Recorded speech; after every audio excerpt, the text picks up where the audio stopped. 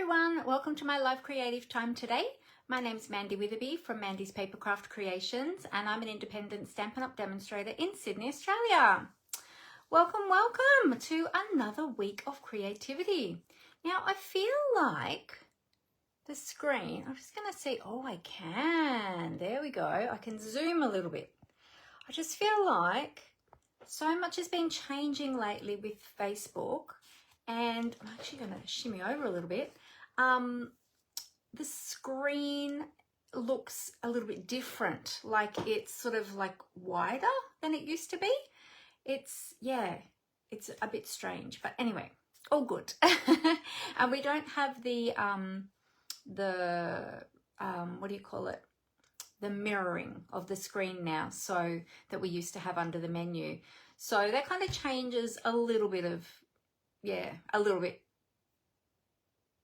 changes, what am I trying to say? It changes everything else a little bit. Sorry, I've got so much going on in my brain today. Oh my goodness. So all right, while we are waiting for everyone to find the notification that I've gone live, I'll just pull this up on my other devices and get that ready so that I can see all of your lovely comments, because I love to chat with you when we're crafting, and it's always lovely to have you with me and share in this creativity together. All right, so I've got that ready on my iPad. I'll just bring that up here on my computer as well. Just need to, trying to see over there without my glasses and the lights in my eyes, which is sometimes very hard to see the screen. Hang on, that didn't work. Let's just refresh that one. Bring that up again. There we go. Okay, good.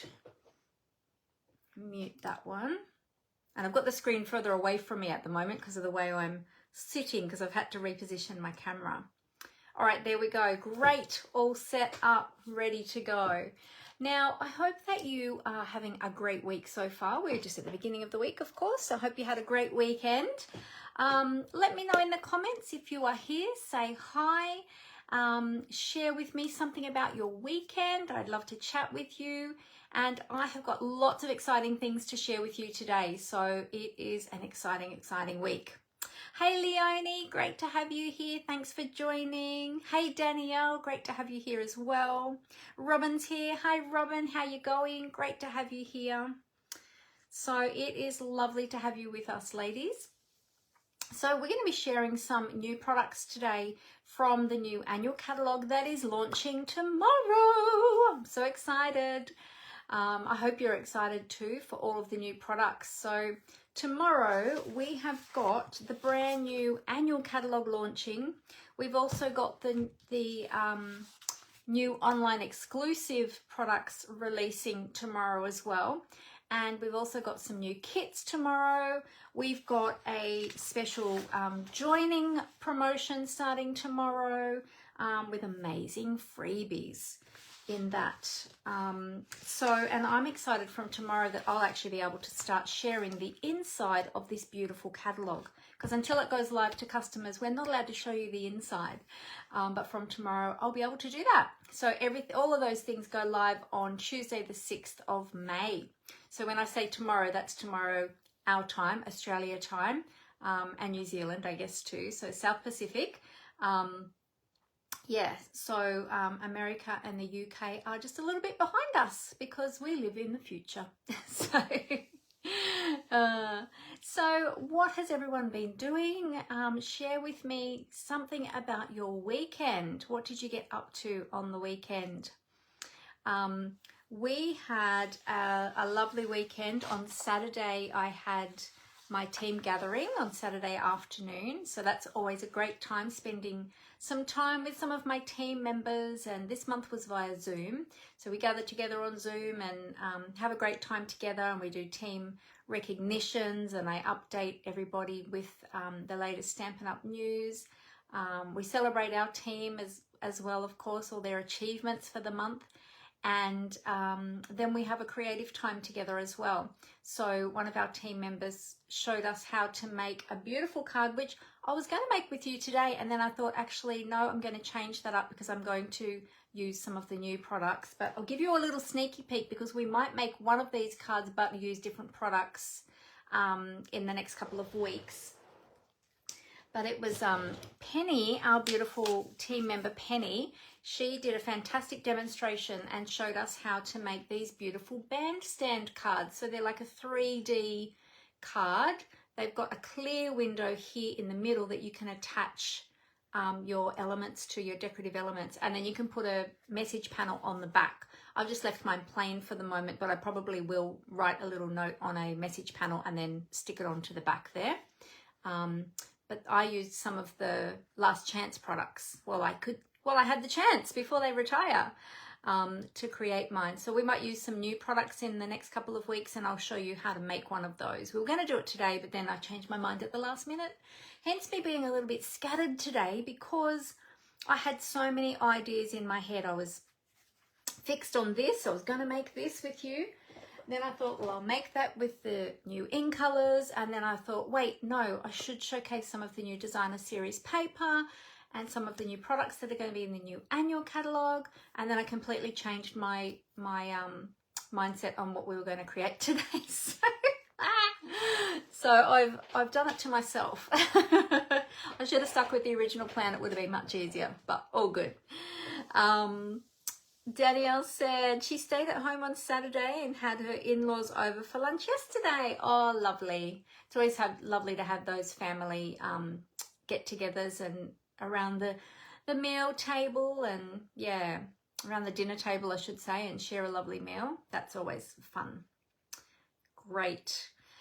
Yesterday, we actually had some family time too. I finally got to meet my great niece, my newest great niece. She is 8 weeks old today, and she is just the cutest little thing. She's so adorable. Oh my goodness. And she's got cute little dimples, and she's got light brown hair, but it's sort of all like a little mohawk almost. Like it's so adorable. It's so soft, but it's very straight, so it sort of sticks up. Really cute though. Really, really cute. And she's just the most adorable. And she sat and she talked to me. She didn't sit, I was holding her, but she was talking to me and gooing, garring, cooing, and all the cute little things. She's a cute little bundle. And yeah, so that was really lovely to be able to meet her yesterday. And while we were there, played with my great nephew as well, who is nearly 4. He'll be 4 in a couple of months. Growing up really quickly, but we had a lovely, lovely afternoon and got to see my niece and her partner. So yeah, we had a beautiful afternoon. So that was really lovely. Leonie said Saturday was her quilting guild. Oh, awesome. So it's your meeting day, and yesterday you made pumpkin soup and cleaned the house. Oh, yum! I love homemade pumpkin soup. I think my mum was a great soup maker as well. She always made all these beautiful soups. She used to make a really yummy pumpkin soup. One of the ladies from our church actually makes the most beautiful pumpkin soup I've ever tasted. But one of my aunties, when we visited Melbourne when the kids were little, she made pumpkin soup. And that was the first time I think that turned the kids on to pumpkin soup, because I don't know if they tasted my mum's pumpkin soup at that time, because mum was living interstate by the time they were sort of that age. Yeah, so, but yes, pumpkin soup is the best, Leonie. Oh, good on you. Yum, yum. Yeah, Amber was saying just the other day she needs to put on the shopping list the ingredients. She makes a beautiful vegetable and lentil, and well, actually last time we put lentils and beans, like pulses, into it, and it really thickened it up, made it like what my mum would call a stoop, a cross between a stew and a soup, because it was really, really thick and chunky and very filling. But yes, we're going to be making some soup in the coming weeks. Actually, we should put that on the shopping list for this week, because yeah, then we can make it this week, and then it usually lasts us for a few days. So between the two of us, John doesn't eat soup, so that's okay. All the more for Amber and I. Yeah. Oh, that's awesome. Very good. And you know what? With these these days with the weather cooling down here as well. I don't know where you are, but here in Sydney or the southern hemisphere, it's starting to cool down quite a bit, especially in the evening. So it is great soup weather.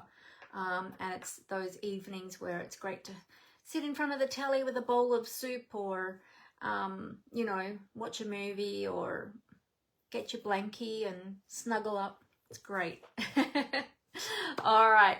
Well, it sounds like you've all had a lovely weekend. So that's really awesome. Hey, Glenda, great to have you with us. So now that we've had a little bit of a chit chat, let's get on to all of the news so that we can get crafting, because kind of flying by the seat of my pants a little bit today. I know what we're using. I've got a general idea in my head of what we're making, but I don't have a sample to go off. So we're crafting on the fly a bit today. So feel free to craft along with me today. Pull out what you have got at hand or on your desk today and craft along with me. All right. First of all, so as I mentioned, the catalogue, the brand new beautiful annual catalogue is going live tomorrow, the 6th of May. Very, very exciting. You can see I have already started my wish list. I've got some new sticky notes this year, and so I've created a pretty rainbow of wish list there. Haven't done all of my tabs down the side yet. It's a work in progress. I've been a busy girl. So if you don't have a demonstrator that you're working with in Australia, and you would love to get your hands on one of these beautiful catalogues, send me a message. You can either do that via Messenger, or you can contact me via my email address, which is mandyspapercraftcreations@gmail.com. Or you can also message me at hello@mandywitherby.com. You'll get me either of those. I've got 2 different email addresses. And you can send me a message, or just shoot me a message via Messenger. So there'll be a message button at the top of my business page if you would like to get a catalogue, and I'd love to get one of those out to you because it's very exciting. And there are lots and lots of creative ideas. It's like a big ideas book, this one. Because we've got the online exclusives now, the catalogue itself is a little bit smaller than what it used to be, because we've got the online exclusives that always release as well now, and we get new releases of those every couple of months, which is awesome. But this one, this catalogue has got lots and lots of ideas, technique ideas, project samples, all the things, all the colour families. It's even got a colour wheel in there, all of the sort of staple products and all of that sort of thing, and a whole heap of other stamps and dies and beautiful papers, and yeah, lots and lots of ideas. So definitely get your hands on a paper copy, because you'll get a lot more ideas out of there as well. So yeah, so let me know if you need one of those. Hey Leslie, how you going? Great to have you here with us today. All right, now because we've got the new catalogue coming out, of course, I always do a product share. Now I know you're going to be seeing this backwards because I cannot flip my screen anymore like we used to be able to. Facebook's taken away that option, which is very sad. So, but I'm sorry that you're seeing this backwards, but I do have product shares available. And let me tell you what I have in those product shares. So the first product shares is the in color cardstock and paper share. So here are our beautiful new in colors. So these are the 2025 to 2027 in colors, and I showed those last week. We've got now let me see if I can get them right. I'm still getting my head around them. Secret Sea, Cloud Cover, Strawberry Slush, Timid Tiger, and Darling Duckling. How was that? Pretty good, hey? I'm getting used to it. So you will get in that share, you're going to get 10 sheets. So you're going to get 2 sheets of each of the colors of the A4 cardstock. You're also going to get 20 sheets of the coordinating in color designer series paper, which I don't yet have. We haven't been able to pre-order that, so I'm going to be ordering some of that this week once the catalogue goes live. And you'll get 4 sheets of each of the pattern papers in the 5 colors. Okay, so you get a total of 20 sheets. That's the first share that you can choose from. The second share is the in color ribbons and embellishments. Now there's going to be ribbons in every one of those colors. So you're going to get 2 meters of each of the ribbons in each of those colors. Now these are all options. You can choose with it whichever option you like. Plus you're going to get a half pack of the beautiful in color flat pearls. So these, I've already used some of those, you can see there. So this isn't a full pack, and actually I'll open them because the other color, the Secret Sea, oops, one just fell off, is at the top there. So you get a half a pack of those, plus you'll get 2 meters of each of the ribbons in each of the colors, the new in colors. So let me just put that little one back on that just came off. Oops. I nearly lost another one then. I flicked that off with my finger. So that's another share that you can choose from. Then we've got the Designer Series paper share, and I'm just putting this back in the little packet so that I don't lose them. In the Designer Series paper share, now I've only got 2 of the papers at the moment, so I have one of which we're going to be using today. So you'll get to see that one today. But there are 1, 2, 3, 4, 5, 6 brand new Designer Series papers in the new annual catalogue. There are also going to be some new ones coming out in the online exclusives, but I'm just including the ones that are from the annual catalogue at the moment. So you're going to get different amounts of sheets of that depending on if they are 6 by 6 or if they're 12 by 12, but that's all on the registration. It tells you how much you're going to get, but you're going to get a total of 45 pieces of Designer Series paper from the different packs. Now I label each of those, I bundle them up into individual packets, and I label each one of those so that you know what the Designer Series paper is and what the colors are in there, so that you can coordinate your cardstock and your ribbons and your embellishments and things like that. So it's all labeled for you, and then if you love it and you want to purchase more after that, you know exactly what it is that you're purchasing or that you want to purchase. So that's another share. And then the last share that is available is the I'm going from my sheet so I don't forget, the color collection paper share. So each of the color collections, so we've got the brights, the neutrals, the regals, the subtles, they always have a paper pack, a Designer Series paper pack with usually 4 different patterns, and you get so many pieces per color, and there's the 10 colors in each of those color collections. So you're going to get a half pack of each of those in my share. So that'll be a total of 80 sheets of Designer Series paper in that pack. So lots and lots to choose from. There's a little sneak peek. Oh, you're probably going to see it back to front. That's the list of all the products that are in the shares. You can choose whichever ones you want. You can get them all if you want to. If you would like to get your hands on those, or even just have a look at the registration and see what's included to see if you would like to purchase those, that is open to customers and demonstrators as well, and my team members. If you are in Australia, then you can get in on those product shares. So let me know. I'll actually put the details in the description here for you. So, sorry, in the comments here for you. Let me just find them. I was doing some updates on things over the weekend, so it's shifted things around. There we go. And if you are watching the replay on YouTube, I'll make sure I put the links in the description as well for you, so you can get them from there if you wish. There we go. Okay.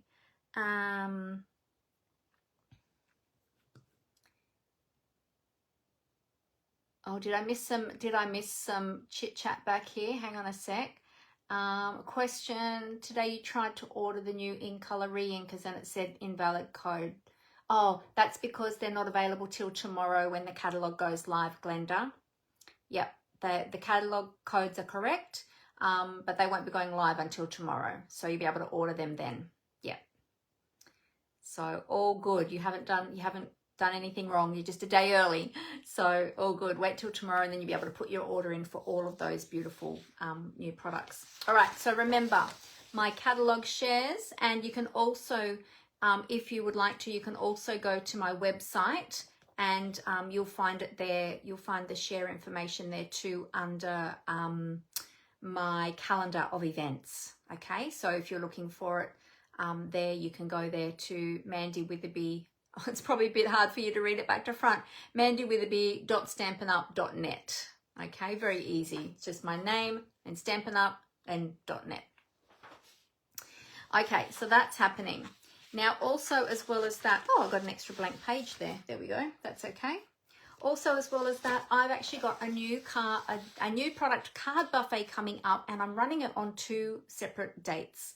So there's a Wednesday date if you like midweek classes, and there's a Saturday date if you work during the week or you're busy during the week and can't get there. There's a Saturday event as well. So that's going to be, it'll be $30. We'll have lots of different card designs on display, and you'll get to choose whichever 4 of those you would like to create. And I supply everything that you need apart from your basic tools that you would normally use and your adhesives. So you can bring those along. And if you have a Wink of Stella, then you can bring that along as well if you'd like to. It's going to be Saturday the 17th of May from 2 till 5 p.m. And then the class is going to be run again on Wednesday the 21st of May from 10 a.m. till 1 p.m. Okay, so you can choose either of those. So if you would like to come to those classes, you're welcome to join us for that as well. And I will pop that one up for you as well in the comments. Oh, hang on, it helps if I click on the right thing, doesn't it? There we go. So there's one registration form for the 2 events, because you can choose on that registration form which one you want to attend, or you can choose to attend both. And then you can do all 8 cards across the two classes. If you'd like to do it that way as well, you can. Okay, so that's in the comments as well for you. Now, I have to let you know 2 more things that are to do with the new annual catalogue. There is going to be an amazing starter kit special, and this is going to be starting from tomorrow when the catalogue launches, the 6th of May, and it's going to be running up until the end of May, so 31st of May. And this is an amazing starter kit special. So this is available to anyone who is not already a demonstrator. If you've been a demonstrator before, if you have never joined before, then you are welcome to participate in this special. So what it is you get to choose $303 worth of product, and you're only paying $169. Plus you'll get free shipping on that as well. And then you'll get free catalogs and things like that too. So that's a total of $134 worth of free product, and you get to choose whatever you like to put in that starter kit. Any of the current products that are available, whether that's brand new products, it might be the new online exclusives or the new annual catalog products, some of the carryover products, or it could be some of the last chance products. Whatever is available, when you pop them into your starter kit, you can build that up to $303 and then only pay $169. So that's amazing. And then as long as you remain current, you'll get your 20 to 25% discount on all of your Stampin' Up products, which is awesome. So if you join now, so what are we in May? So January, February, March, April, May, June, July, August, September. So you'll have at least until the end of September to be able to take the opportunity to, or once you've joined, you'll be able to remain current until at least September. And then you can choose whether or not you want to stay on after that or not, but you can utilize your 20 to 25% discount up until that time. So it's a really amazing time to join.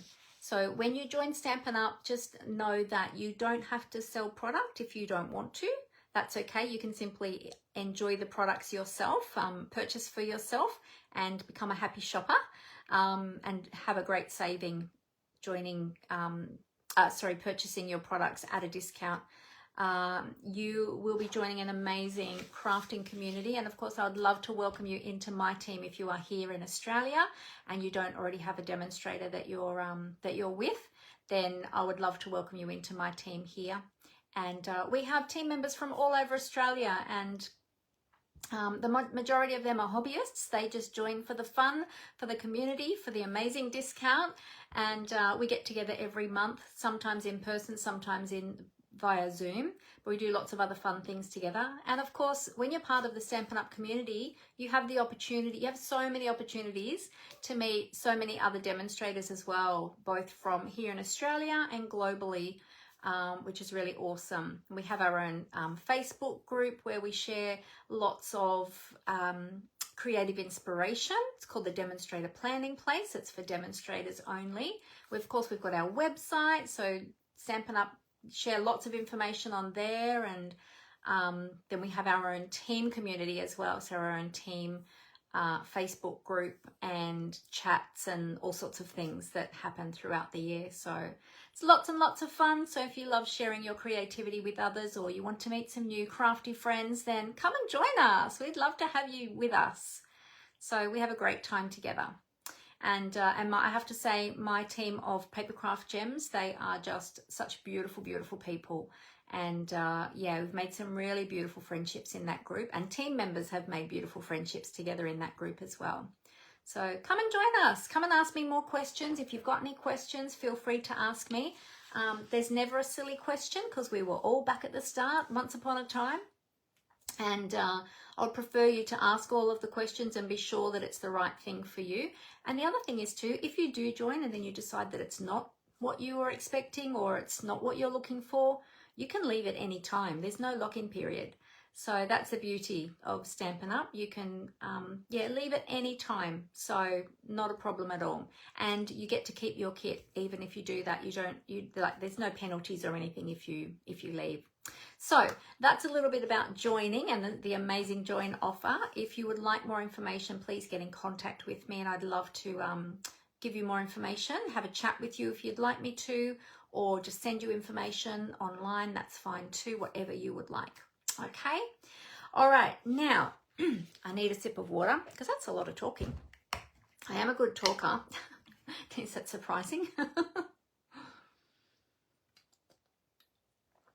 Do you know, at school, I was always getting in trouble for talking. Surprise, surprise, right? But yes, my throat does get a little bit dry. Okay, so I have an update with the new in colors. So you might remember last week, let me just grab a few things. You might remember last week I was talking about there being a delay on one of the new in colors.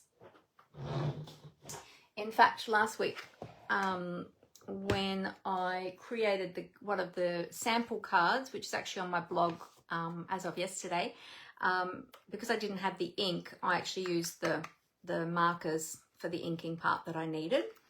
But these are the ink pads for all of the ink colors that we have. So these are the new in colors: Strawberry Slush, Darling Duckling, Timid Tiger, and Secret Sea. But unfortunately, the ink pad for Cloud Cover, which is the 5th color, is not going to be available to customers because there has been some issues. So it's this color here, this one here, the light grey blue. It's not going to be available. There has been some issues with the ink pad.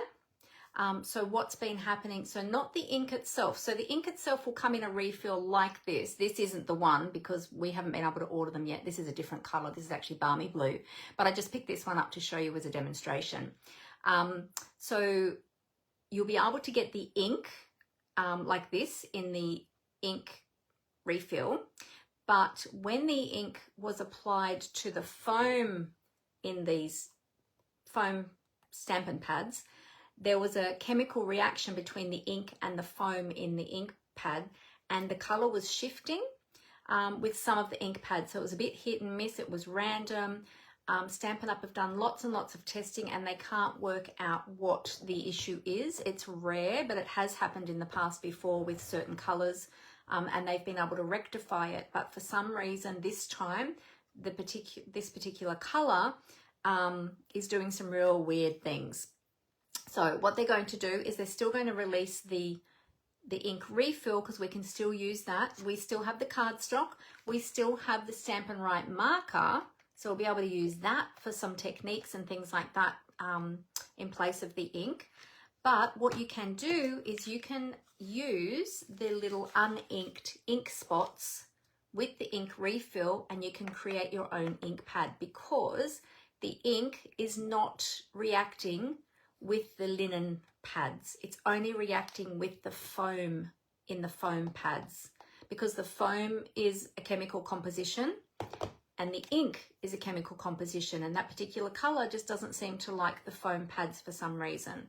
So this is one of the little ink spots. They come like this. I'll just take the lid off. So they come like this, so they're blank. So they've just got the felt. It's quite a firm felt pad. It's got a little bit of cushioning to it. So it's like a, I don't know if it's felt or linen. It's kind of a linen finish. So that's a blank one. Now with any of the re-inkers you can do this. You add drops of the ink to saturate the pad, and then you've got a little ink spot, a little ink pad. Okay, so that's how it's going to be available. Now the other way that is available is the actual ink spot that is already made up with cloud cover is going to be available in an assortment pack, and you'll find that in the annual catalogue. I can't show you it yet till tomorrow, but I can tell you what page it's on. Let me just find it. I know it's near the front somewhere. Hang on, I'm nearly there. It's on page 33 of the annual catalogue. You'll find it. It's in the classic Stampin' Spots small assortment 1. Okay, the code for that, if you want the code for that, oh, the other colours that are in there are Real Red, I'm just trying to see, Real Red, Petal Pink, Garden Green, you've got the cloud cover, and then you've got an early espresso ink spot as well. So the code for that is 166716, and you'll get the 5 colours in there, okay, in their individual little ink spots. They'll have their label on them. I don't have any ink spots out here that have labels on them that I could show you what they look like. Yeah, I've got them all put away, I think. Yeah, I think they're all put away. They're not here on my shelf. But they will be available from tomorrow, the 6th of May. Okay, so there's 2 different ways you can choose to do your ink spot if you wanted that cloud cover ink. So that's what's happening. Now, if you do happen to see some of the ink pads floating around in the cloud cover, that is because demonstrators have been able to get their hands on the ones that they did make. Well, we will be able to. Only that the colour isn't stable in them, so the colour may shift. And the reason that they're not letting those pads out to the public is because they don't meet Stampin' Up's very strict, what do you call it, quality controls, because they're very particular about their products, and if they don't meet their standards, they won't release them, which of course is, you know, so other companies, I don't know, may, but Stampin' Up are not going to do that because they're not, yeah, it doesn't meet their criteria. So if you do see a few cloud cover ink pads circulating around, you'll probably know that that's a demonstrator, but they can't be on sold, yeah, because they're a current color. So yeah, so just know that, okay? So if you see people with them and then you think, oh, but Mandy said we can't get them, that is because as demonstrators, there's a limited supply that were produced that we're allowed to purchase them, but we're purchasing them under a condition that the color may shift, and if we purchase them, it's at our own risk kind of thing, that the color might not be exactly true and it might change over time. So that's why, yeah, that's why you might see it out there, okay? But yeah, for customers, ink refill, ink spots, make up your own. The ink spots come in a pack of 5, so then if you want some other, you might want to get all of the ink refills in all of the in colors, and then just make up your own little ink spots instead of having the big ink pads. So you could do that too. that will be a great option. So anyway, if you have any questions about that, feel free to ask me. I'll be happy to answer your questions about that. I've got a fact sheet right here about the cloud cover ink, but yeah, it's quite a what do you call it, anomaly, is that the word? Yeah, it's quite a rare thing that sort of happens with the Stampin' Up inks, so it's been a bit of a weird one. All right, we're going to get started on our project because I've just looked at the time. Oh my goodness, it's so I might have to alter what I was going to do or do something much quicker. All right, so I'm going to tip the camera down onto the desktop and I'll show you what we're going to be playing with today. So bear with me for one moment while I get that ready. I'm just going to cover up the camera while I do my transitions so I don't make you all dizzy. And here we go.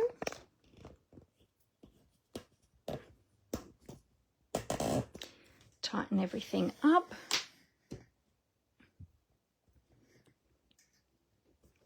And you know what I just realized? I didn't even have my camera plugged in, so I think I better do that now too, or I might lose you. There we go.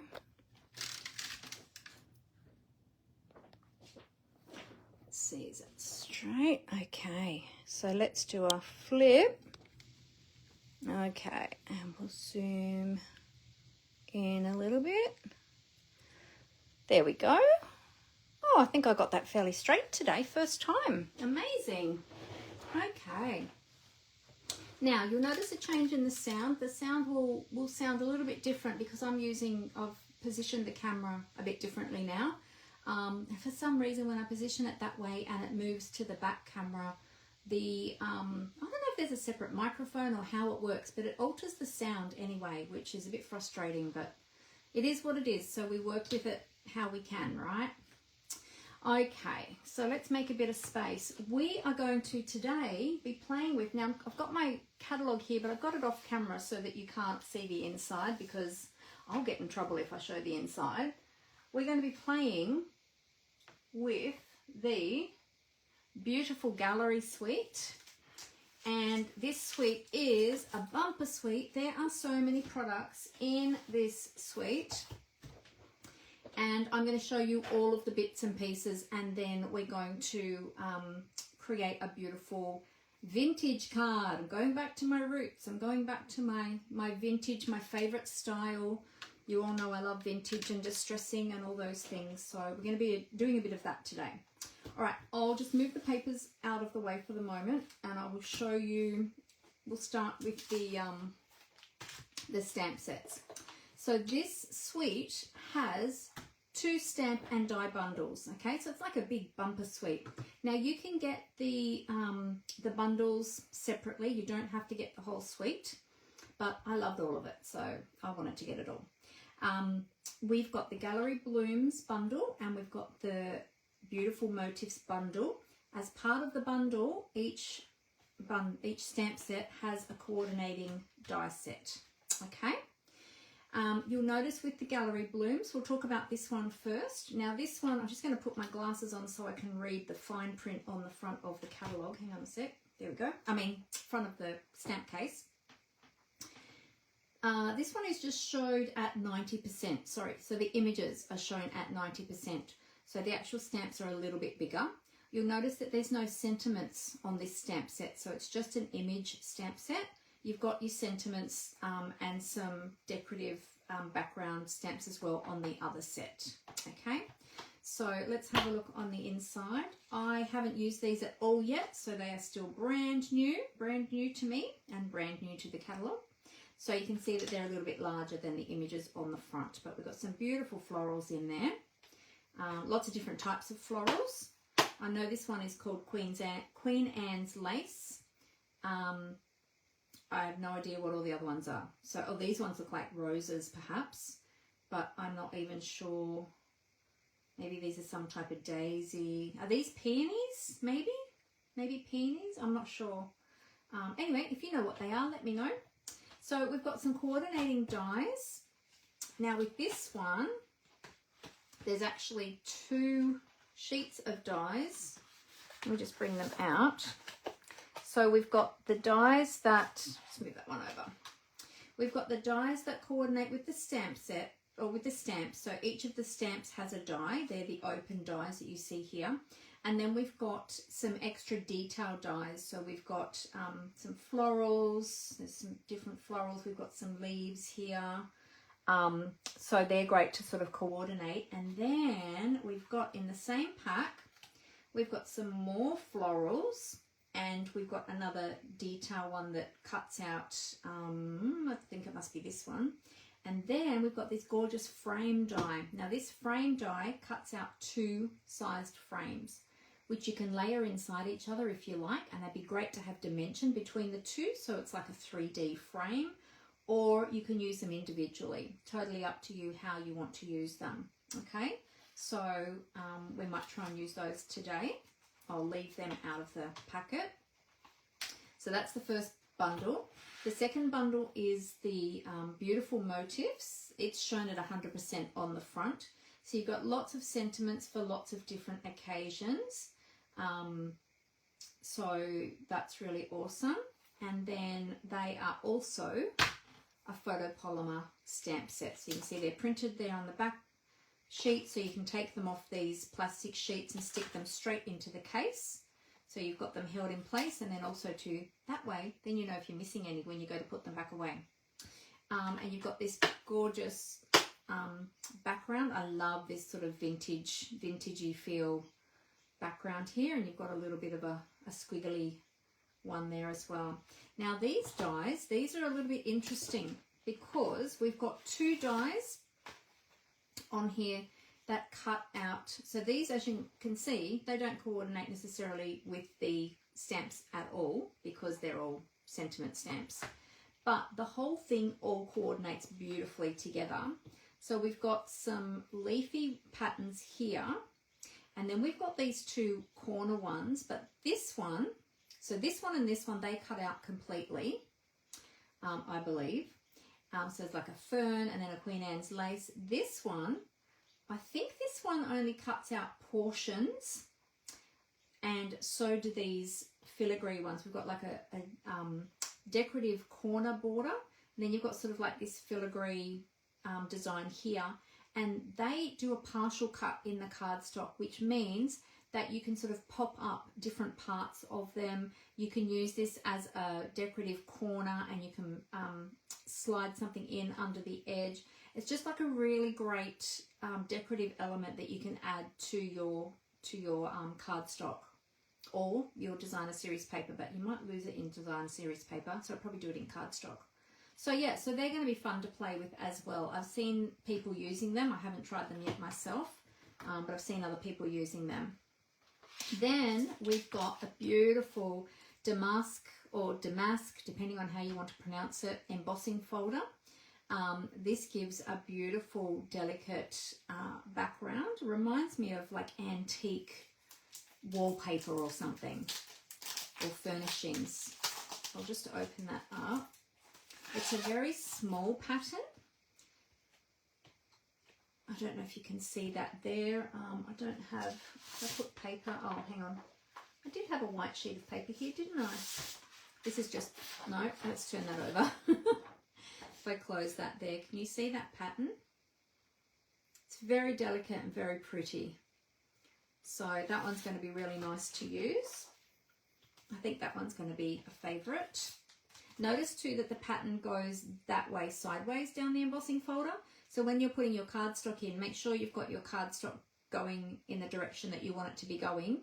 Always still, even though the pattern goes that way, always still make sure that your embossing folder goes into your machine with the hinge part first, because otherwise you can bend, crack and warp your your embossing folders if you don't put them in the right way. Okay. All right, then we've got beautiful embellishments. These are the pressed flower motifs, and you've got large ones and large ones and small ones, and there's more. They go all the way up to under here. They're actually really weighty metal embellishments. Oops, got one that slipped off there. Yeah, they're metal, so they're quite heavy, but they've got a really beautiful. I'm not sure if you can see the pattern if I hold them up to the camera or adjust the light a little bit. They've got this, yeah, little pressed floral image on them. They're really pretty. great for vintage. We've got this beautiful ribbon. This is the classic ribbon. It's in basic beige, very, very soft, beautiful ribbon. We're going to be using some of that today. It ties a gorgeous bow when you're not rushing. There you go. Look, it's really, that's how easy it is to tie a bow with it. It's very, very soft. So that's really lovely. And then the star of the show is the designer series paper, which we're going to be using today. Well, we're going to be using lots of the different products today. So it comes in a pack of 48 sheets. So I've just got half a pack here. But here's a quick little flick through the patterns, and then we'll go in a bit more detail. So you've got these gorgeous sort of hand-painted, so this is the front and this is the back. I've already kind of, actually I'll go this way. I've already kind of pulled them out so that you can see the front and the back. I've got these gorgeous designs that look like rugs or wallpaper or, you know, sort of finishings. It won't matter which way I put them. And we've got this one. This is the one we're going to use today, actually. Now, interestingly, the one on the back of this one looks like a road map. I still don't understand why that paper is in this pack, and I don't know the story behind it, but we're actually going to use this one today as one of the layers, but we're going to distress it a little bit so that you won't even tell that it's meant to look like a road map. So yeah, really interesting to have that in the mix of all of these papers. I don't understand the meaning behind that one, but anyway, there you go. Beautiful painted landscapes. We've got some black and white designs. Well, it's kind of on vanilla actually. They're not white. It's a vanilla background. So always great to have some black and white designs. We've got some more patterns. Then we've got some more sort of distressed backgrounds, which are really lovely. They're sort of hand painted on canvas, but then like distressed, really lovely. I love this one. Isn't this one just so pretty? Beautiful florals, these pretty roses. And then we've got a painted background on the reverse side of that. We've got some hand-drawn sketch images as well, which are really lovely. They're going to make some really quick and easy cards, and they'll look beautiful framed as well. And that's on the back of that one. We've got some more scenery and some more charcoal sketches on the back.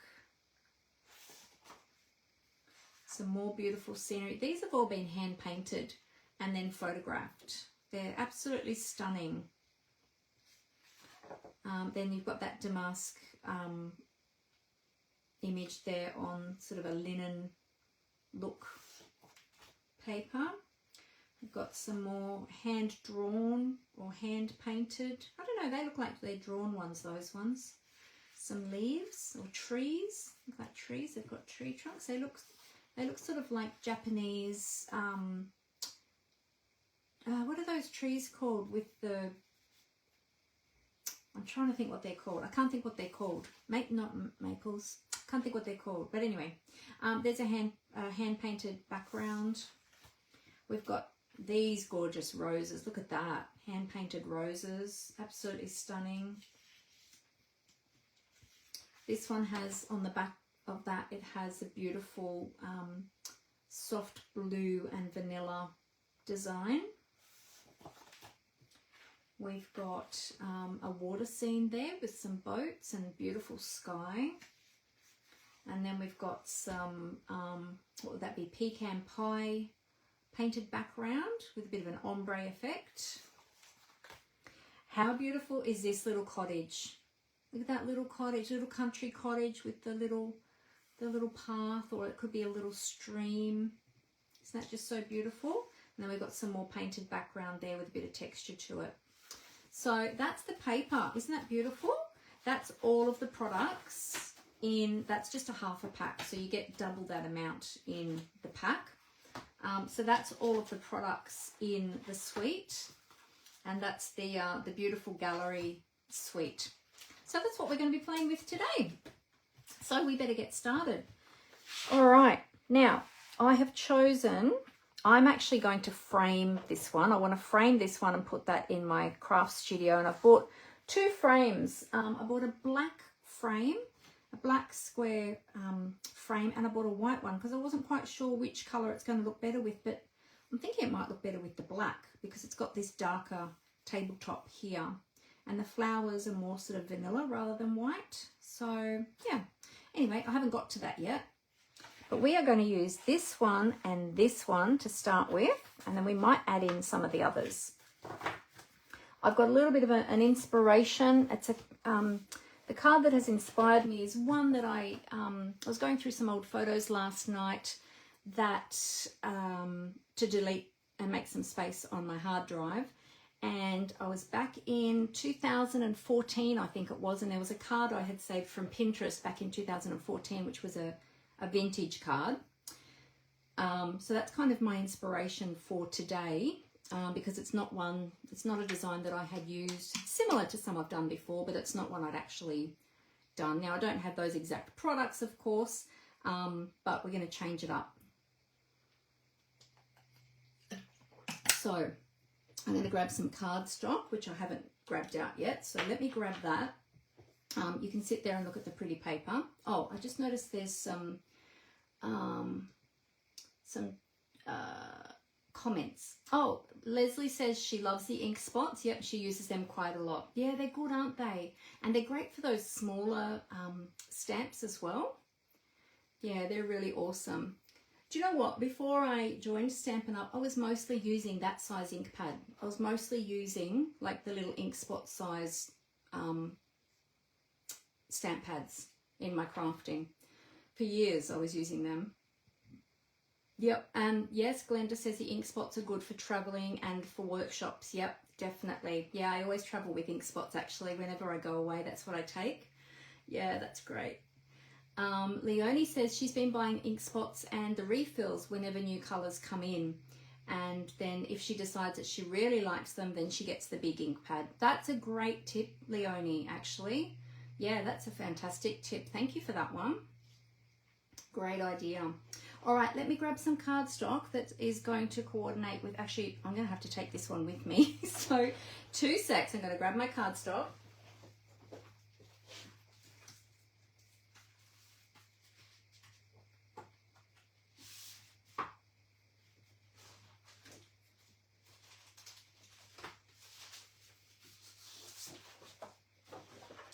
I'm thinking basic beige or vanilla for the starting point.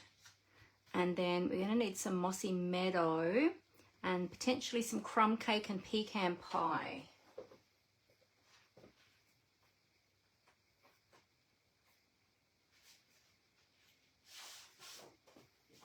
Mossy. I just got a whole heap more cardstock today too. I did a stock up.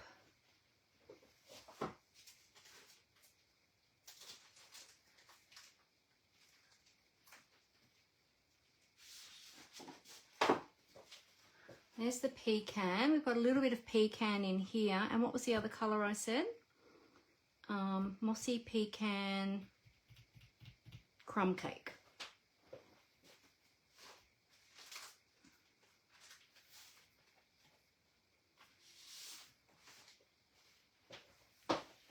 Now, most times I already have all of my colours out ready to go before I start, but because I changed my mind at the very last minute before I went live today, like literally within the last probably 15 minutes before I went live, yeah, I didn't have everything out ready. So there we go. So I think that will be the basis of our cards. So we're going very neutral today because they're kind of the colour tones in the paper.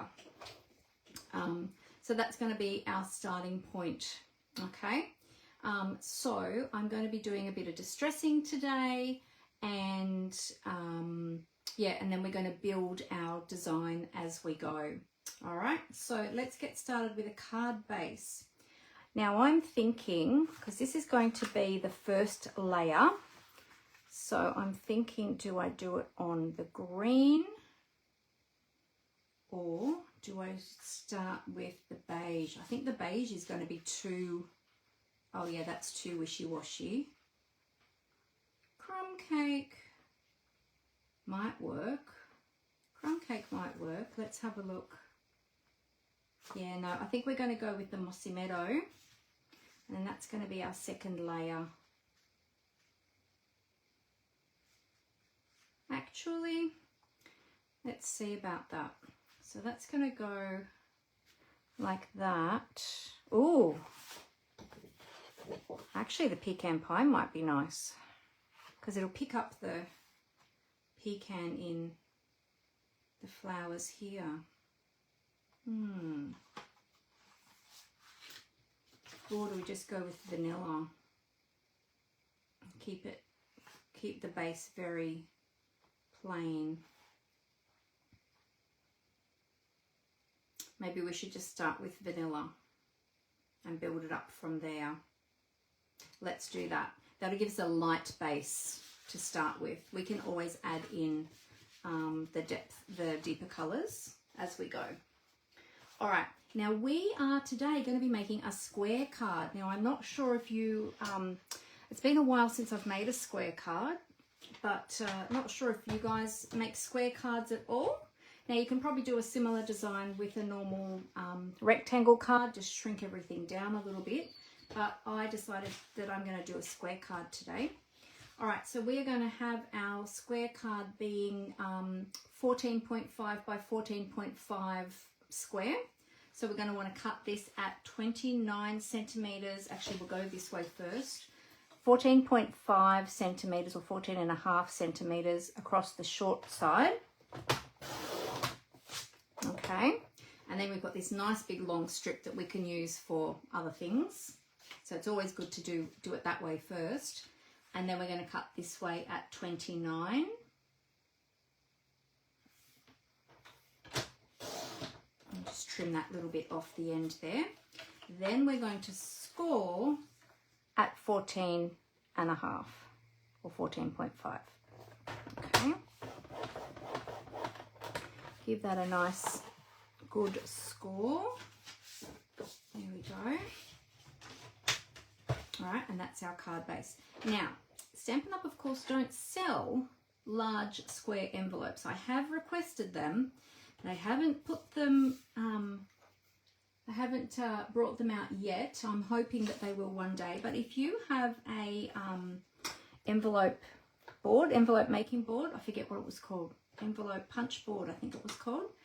You can make your own, or you can just source your square envelopes from somewhere. Somewhere. All right. Now, the next layer is going to be this one. Now, this is going to challenge me because I don't have my layers. I'm going to write it down, actually, because otherwise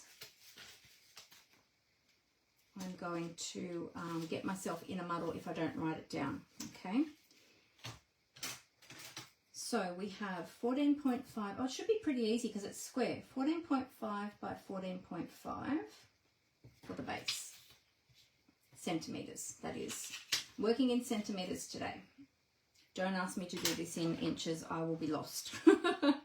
All right, and I think I just want a little 2mm border on each side, which means I need to take 4 millimeters off in total for both sides if I'm just going to make 2 cuts. So that'll be 14.1 along one side. Okay, and then I'll turn it this way and we're going to go 14.1 along the bottom. So you're just chewing on one side and then either the top or the bottom. Okay, and that should hopefully, if I got that right, yes, give us the 2mm border. Okay, so then we've got 14.1 by 14.1. All right, that's going to be our first layer. We just want a little border for that one. Now this time I want a slightly larger border, and I want these flowers up in the corner, and I'm happy to chop off some of these ones and the bottom ones. Okay, so this time I want a 3mm border. So we've got 14.1. Oh gosh, I need my calculator. And we want to take off 3 millimeters. So that means we've got to take off 6. So that's 13.5 by 13.5 centimeters for this layer. DSP, I'm just writing this as I go. Base floral DSP. Okay, so 13.5 by 13.5. So I'm measuring to cut off this side here. Okay, 13.5. Now you can save that beautiful little strip because look how pretty that is. And that is a good size width. You can still use that on another project, or, well, I probably wouldn't use that side. I'll probably use that side. All right, now we're going to turn it and we're going to trim some off the bottom.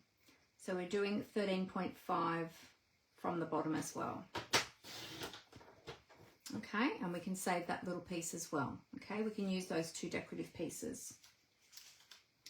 Okay, so we're left with that. All right, and we've got these little strips. I'm going to keep them as well.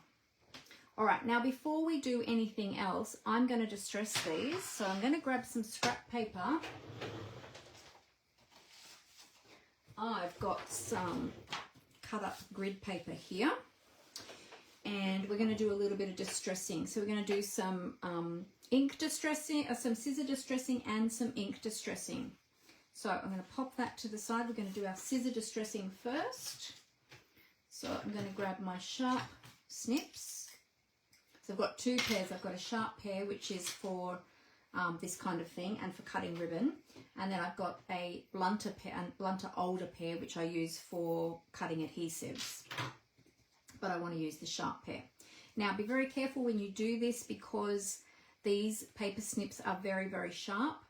And so just be careful that you don't cut yourself. Some people do have a distressing tool. I do have an old one from years ago, but I don't have it out. And I tend to just use my scissors these days because that way I can show people a way to do it if they don't have a distressing tool. So the side that you want to have up, that you want to have showing, that's the side you want to be holding up as you do it. I like to hold my blades like this, so I keep my fingers away from the actual cutting part of the blade and I just hold it on the hinge. They're quite a fairly stiff hinge, so they don't flop around a lot, which makes it much easier.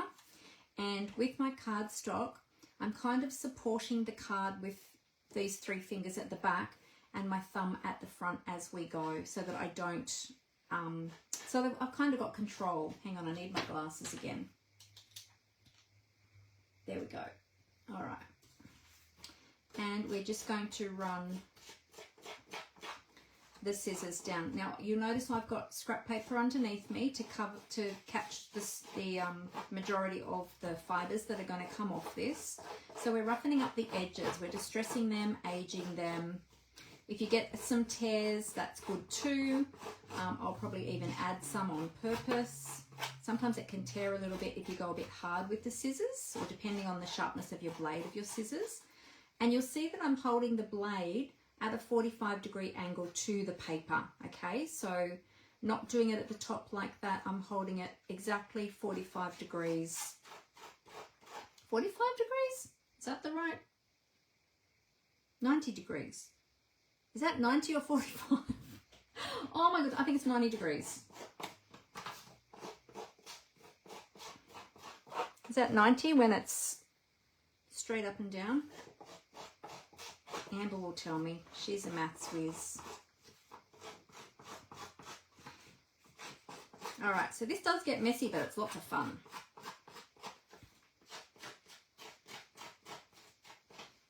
See, look, I got a little bit of a tear there, which is great. I'm going to accentuate that now, and I'm going to make that a bit more exaggerated. And we'll put some other ones elsewhere as well. Now, because this is designer series paper, it does distress much more easily and quickly than cardstock. Cardstock, you've got to work a bit harder with it because it's thicker, but this is just paper. So even though it's quite thick designer series paper actually, this one, but not as thick as cardstock. So it does distress much more easily.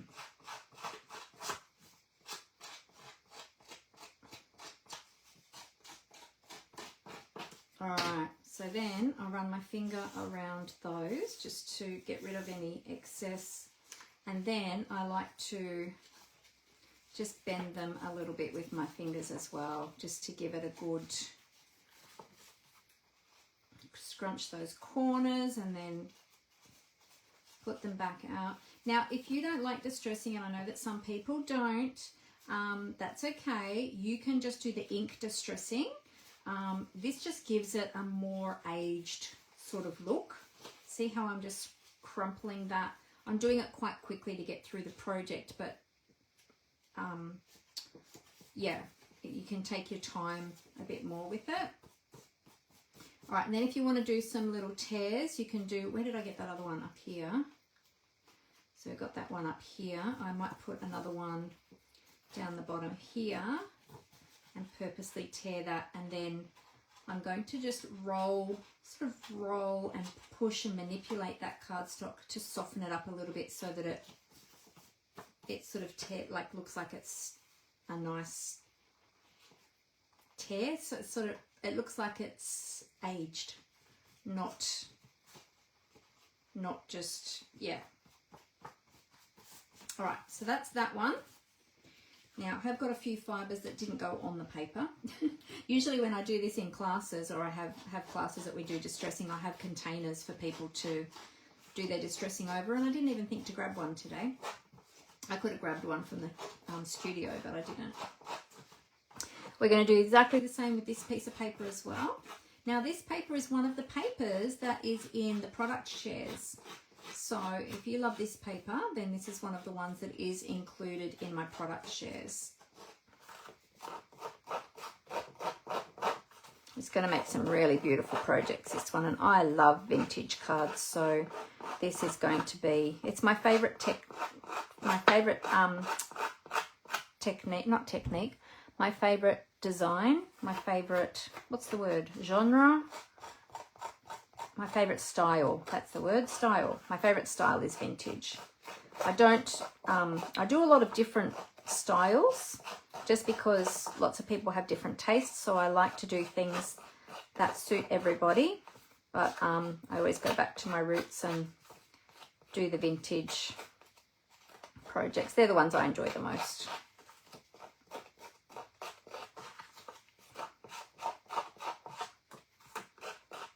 See how I'm moving my hands along with the paper, with the scissors, sorry, so that I'm supporting that cardstock so that I don't end up with it, you know, bending in the wrong spot or tearing too much. If it does start to tear, I've got control of it. There we go. Just go over this corner a bit more. And when I'm doing the scissor distressing, I'm always dragging the scissors towards myself. Oops. Okay. All right, so I want to put a bit of a tear up here. There we go, and I might put one down here in that blank space there. Just roll that a little bit. And then we might just put one over here.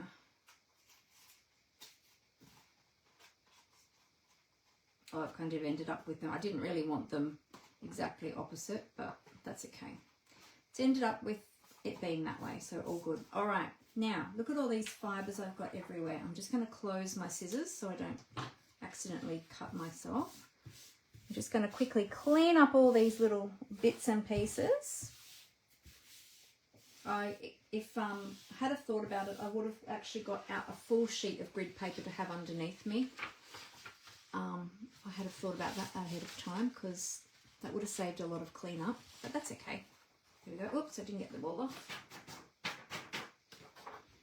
All right, now because we've distressed the edge, I want to add some ink now, but if I add my ink on my sponge dauber directly to that, it's still going to pick up some fibres, which might then go into my ink pad. So instead what I'm going to do is I'm going to grab a block and I'm going to put some ink on a block to then do the ink distressing. And because we're going with the greens, I'm going to use the, oh actually, will I? Or will I use crumb cake? Or I might try the basic beige actually and see how the basic beige looks. We can always darken it up. We'll start lighter and then we'll go darker. So let me get my dauber for basic beige. Actually, do I have one for basic beige? That's a very good question. Oh, there I do. Yep, I'll get the other ones out too. I've got crumb cake in here as well. Early espresso I probably won't use, but I'll grab that out because it's a very dark colour. And pecan pie was the other one. I'll get them all out. And then, while I'm there, I'll get my, these are my cool colours. So I'll get my Mossy Meadow out of here. While I'm here, there it is. Mossy Meadow. Okay. So I have all of mine labelled. I just use my little Dymo labeler and I label all of mine and then I wrap a little bit of sticky tape around the label because the labels like to peel off the daubers. Move that up out of the way a little bit. Okay, so I'm going to put a little bit of ink on my ink pad like that. And that's the basic beige. So let's have a look and see what the basic beige. Now the basic beige might be quite a good colour for this because the basic beige has actually got a bit of a greeny undertone to it. Yeah, that's actually quite good in the ink and even in the cardstock. Like it's got sort of greeny undertones, whereas the crumb cake is more sort of brown undertones. So then we're just going to go around the edges of the cardstock. Of the designer series paper, and make sure you ink those torn edges as well. Does anybody else like vintage designs? Let me know in the comments if you like vintage designs. Do you like creating vintage cards or vintage style scrapbooking layouts? All right, I'm going to add a bit more ink to my block.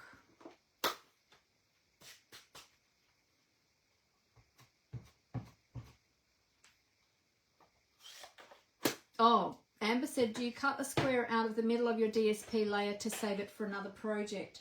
You could do that. I'm actually not, you could do that out of this layer because this one's going over the top. But I'm not going to worry because this one is not one of my favourite papers, so I'm probably not going to use that for another project. But if you want to preserve additional cardstock for another project, yes, you could definitely do that. I have done that in the past. It's an added step as well. I'm just trying to be as quick as I can today, but definitely a good idea.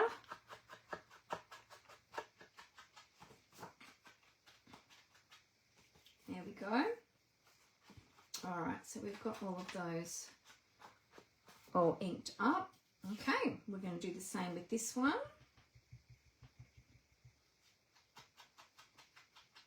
Actually, do you know what? With this layer, I think we're going to ink that in pecan because I want to pick up the pecan in here. And I'm just going to see, I'm just going to do a little test first to make sure that it's not... Crumb cake might be the better option, but I'm being very brave and going pecan. This pecan's quite dark. I'll just stamp it on the opposite corner. Let's just see. Oh yeah, that'll look nice. Just don't want it too heavy, so I'm dabbing it off onto the paper first. So see, I'm picking it up on my dauber and then just tapping the dauber off slightly on the paper first. Just the corners seem a little bit sort of stiff, a bit too square and a bit too stiff, so just going to actually leave that one even curled.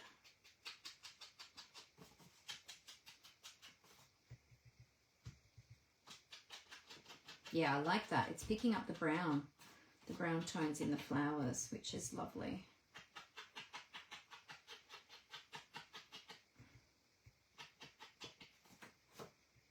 Now this sheet is going to sort of be the feature for the project.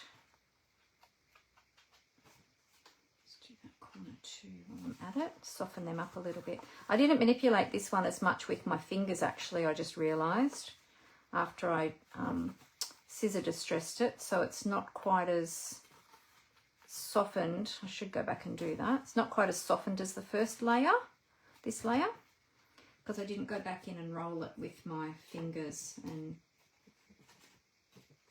which is another thing you can do if you don't want to do the scissor distressing. You can just sort of roll your edges and scrunch your edges a little bit with your fingers, you know, and if you are really brave, you can scrunch this whole sheet. If you're going to scrunch the whole sheet, what I would suggest you do is to spritz it lightly with water first, just to help to soften it and break down the fibers a little bit, and then scrunch it, and then unscrunch it, like flatten it back out, and then just let it dry, or you can dry it with your heat tool. I have done that before as well, which always gives a really nice finish. So you can also do that if you really want to get it really, really distressed. Okay, where were we up to? Oh, around here.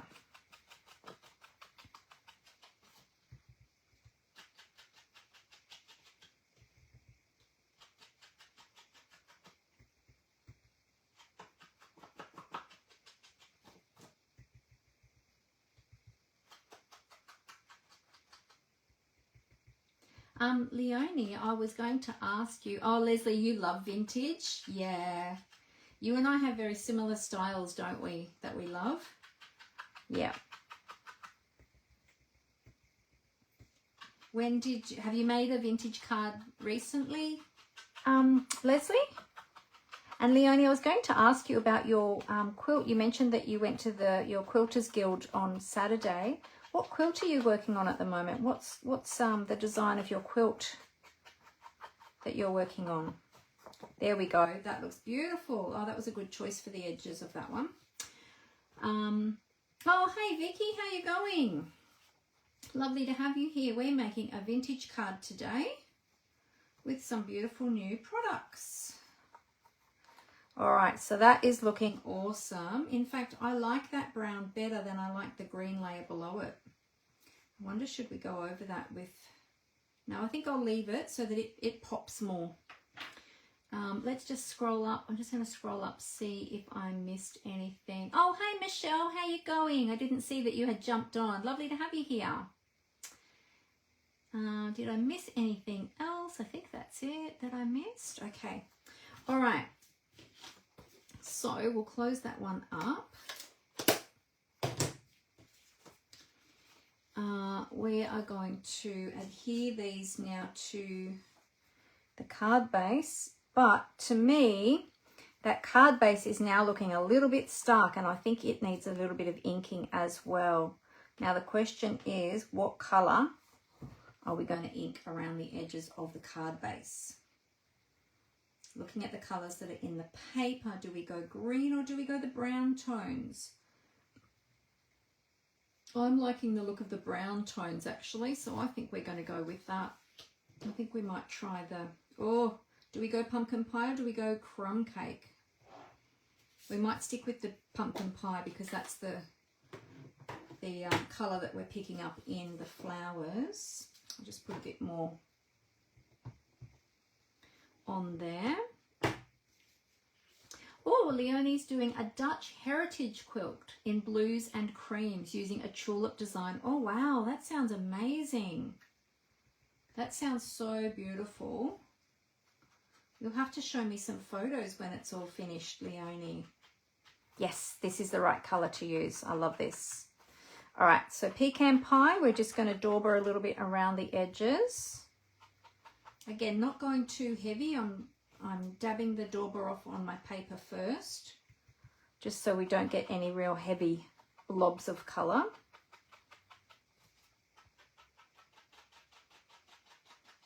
How's everyone going with the change of season and the cooler weather? We've been getting some cooler days already and evenings. I'm finding the evenings, I'm starting to get really cold in the evenings.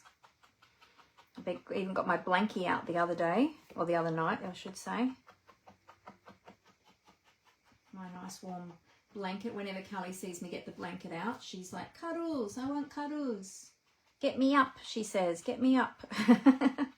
She always wants to get up for cuddles on my blankie. And she makes me hot. With her on top of the blanket, it's like a little furnace. Then I heat up real quick. There we go. Okay, so we're only doing the front of the card. We're not worrying about the back. Okay, I've still got all these little fibers going everywhere, but that's okay. Yes. Oh, that'll look so much nicer. Awesome. Okay, so I'll just put that ink palette over there. We'll close this ink up. All right, and I'm just going to get rid of these extra little bits here in case they're a bit inky too. Just be careful if you're getting any little bits that are coming off as you're doing your inking. If they've got ink on them, they can then smudge ink on your project. So just be aware of that too. All right, so let's check. I've got my card opening the right orientation. So we're going to adhere this piece.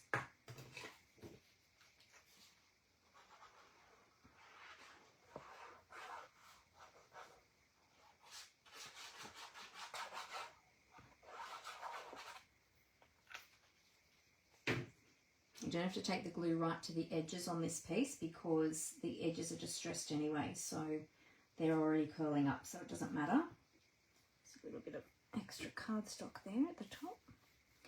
And have I got that lined up? Not really, but it's okay. It's a vintage card. Everything is distressed. It's all good. It's near enough. There we go. All right. Now, that's going to go on top there. I think I'm going to adhere that flat because I'm going to be building up on top of it. I was considering layering that up, but I'd have to put a lot of dimensionals under there. It would look good layered up, but I think I'm going to go flat. And I'm going to adhere that now too.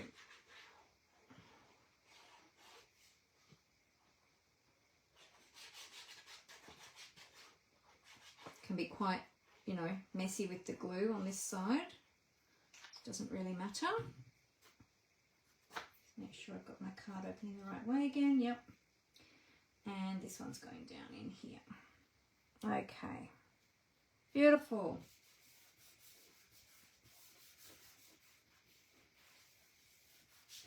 There we go. All right, so that's the base of our card done. Now we get to the fun decorative part. I'm just going to grab a wipe because I'm getting a bit sticky and I've got a little bit of ink that has stuck to the adhesive on my fingers as well. So I'll just get rid of that so I don't... Doesn't matter if I transfer it on this card actually anyway because everything is distressed, so it doesn't matter. Oh, hey Julie, how you going? It's going to warm up in Penrith in the next couple of days. Oh, is it Vicky? Okay, so it's still quite changeable at the moment. Oh, Sharon is here. Hi Sharon, how you going? Sharon's playing with this suite as well. Yay! Awesome. It's a beautiful, beautiful suite, isn't it, Sharon? Leslie said, no, I haven't. She was responding to my question, has she made any vintage cards recently? But really thinking about her daughter-in-law's 40th. Ah, she's into wood themes. Oh, there you go. So the country woods or something like that might be lovely for her. Oh, hang on, I got sticky on my nail. Oh, beautiful. You'll have to show me what you make when you make it. I'd love to see it. All right, so we've got our decorative elements. We'll just pop those aside for the minute. We are going to start with some florals here. Now, I'm thinking, what I'm actually also thinking is we need something here. Now, we've got that frame die. I'm wondering if that small frame, it might be a bit big though, because because it might cover up. I don't want to cover up all of those flowers. I was going to build my design up sort of on this side with these in the background, but I don't want to cover up all of that with the frame. If I went that way, that might be a bit big too. Maybe we won't use the frames today. Oh, you know what? Let's cut a frame and we'll see what they look like, because I haven't used these yet. So, and they're very stuck to the sheet. Very, very stuck. These ones are definitely going to need to go onto my magnetic sheets. Oh, there we go. There we go. Yes, that double-sided tape that holds them on is very sticky. It does do its job very well. All right, let's cut one of these and see how they look, because I haven't seen them yet, apart from in other people's projects. I'm thinking of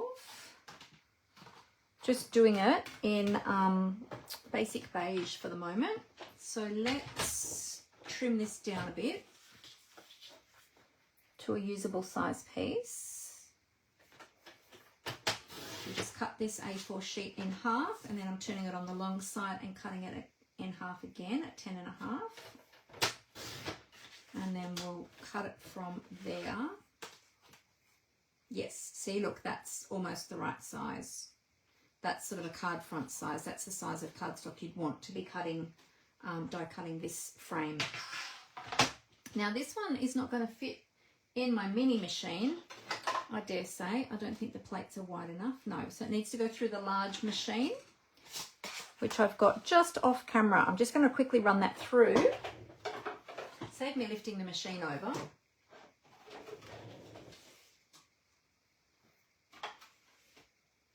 Oops.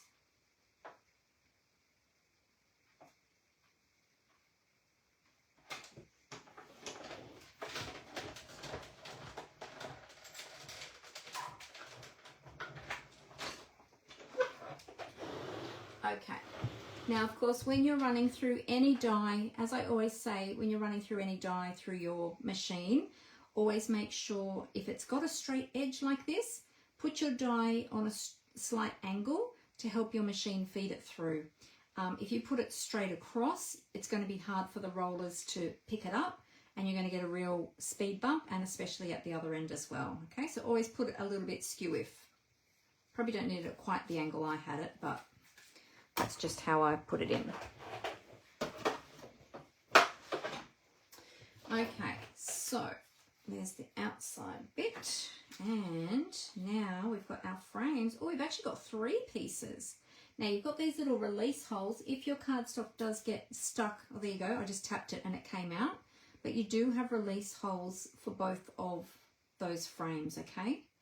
So if it gets a bit stuck, you can release it easily just by using your take your pick tool or something sharp and poking it through the holes. Okay, so here's what we get. We get the 3 frames like this.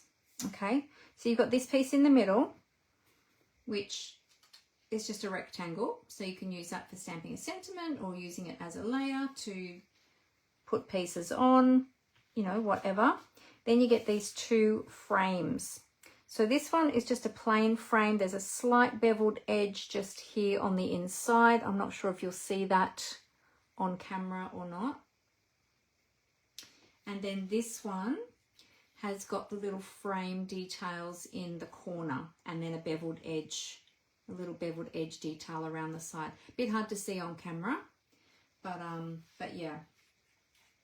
So see how you can beautifully frame, it was not going to work on this card, but see how you can beautifully frame any of the images on the designer series paper.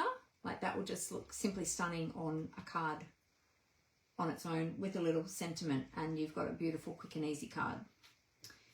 I, on the other hand, was wondering what this one would look like, but it's not going to work because it's not the right size for what I wanted. And that piece isn't really right either. But anyway, you can see how that frame works now. So I'll keep that for another project.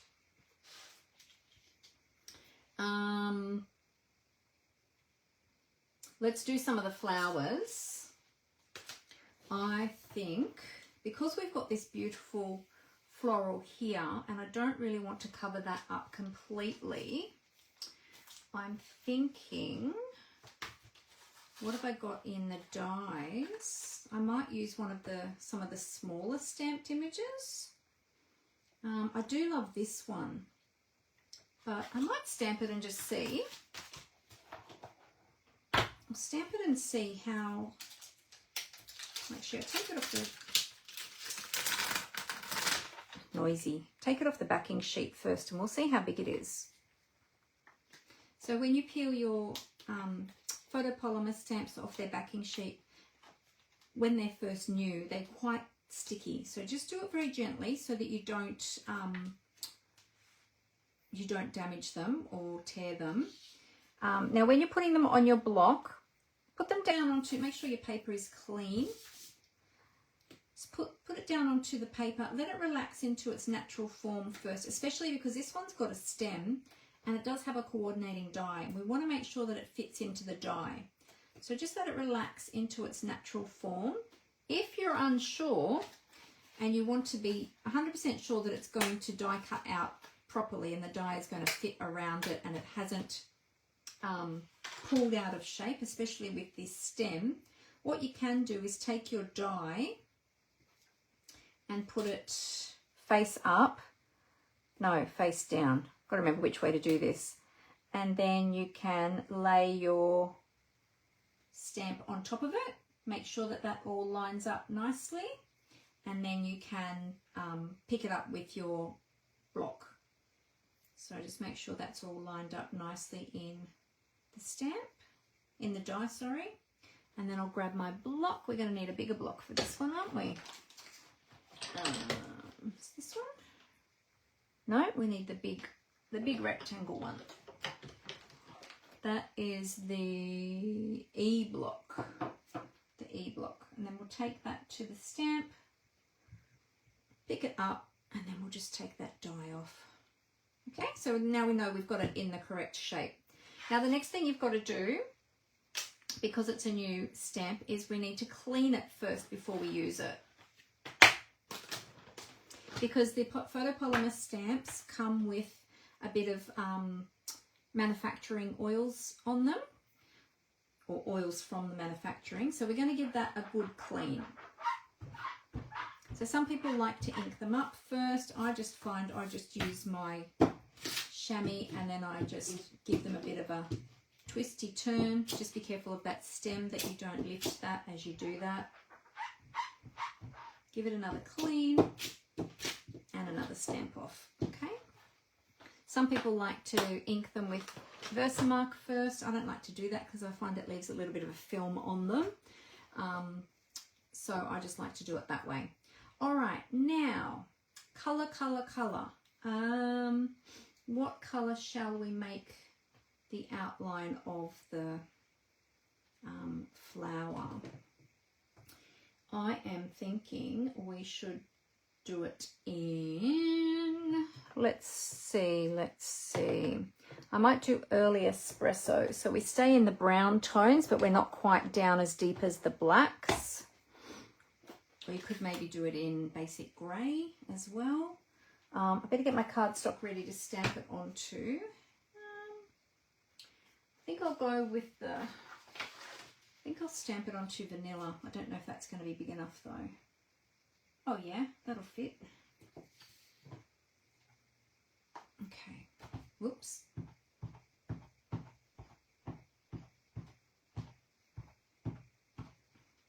Okay, I'm just going to stamp it down the bottom here. It's a beautiful floral piece. Gorgeous, look at that.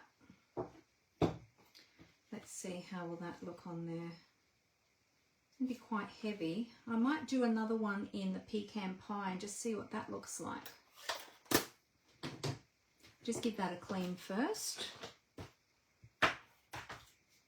Before I do that, I'll just stamp off the excess ink, just so I don't take so much ink into my chamois. I always like to do that. Okay, dry it off again after being in the chamois so that we don't water down that ink when we go to apply the ink. There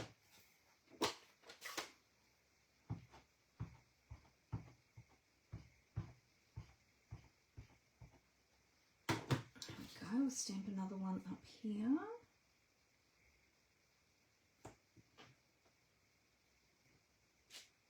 Oh, that's pretty. Look at that. That's gorgeous.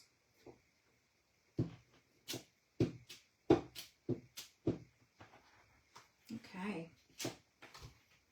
Now you can colour that with your Stampin' blends, with your, I'm going to sneeze. Oh, excuse me everybody.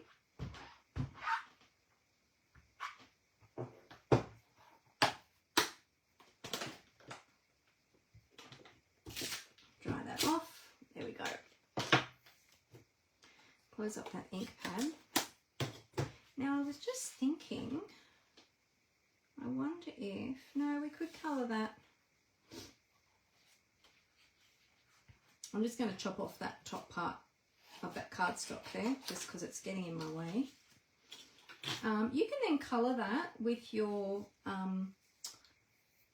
markers, or you could, another thing you could do is take, now let me see if I've got one close at hand, is take a, oh, we could do it with Wink of Stella actually, or we could do it with a blending brush. I just can't find one.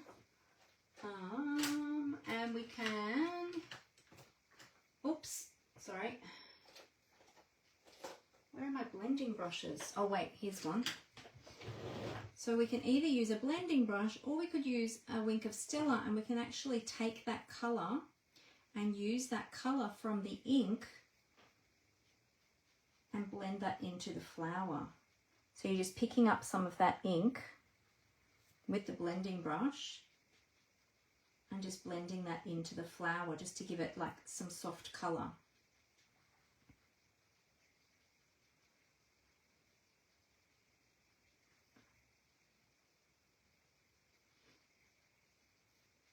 So I'm not colouring the whole flower, just adding a little bit of that soft colour into the flower. You can do the same thing with a Wink of Stella brush if you want to give it some bling.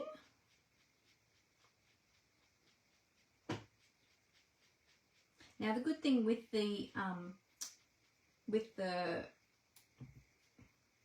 blending brushes, sorry, I went blank then, is they are dual tips. So if you're working with two different colours at a time, you've got the two different tips there that you can use. Because what I'm going to do is I'm going to grab a little bit of green. I'm going to put a bit of green onto a block.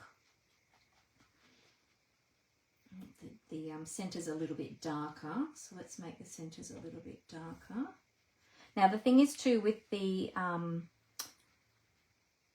blender pen, which is different to your, the blender pen is different to your Stampin' blends. Okay, Stampin' blends are the alcohol inks, the alcohol ink markers. The blender pen, it is water-based, so it blends your water-based inks. Okay, whereas, so it's kind of giving you like that little smudgy effect, whereas when you work with the Stampin' blends, because they are alcohol, they don't smudge the ink, or they shouldn't smudge the ink if you've let it dry, because they're alcohol. They're the opposite of the water-based ink, so they don't, it doesn't dilute the colour of your stamped image.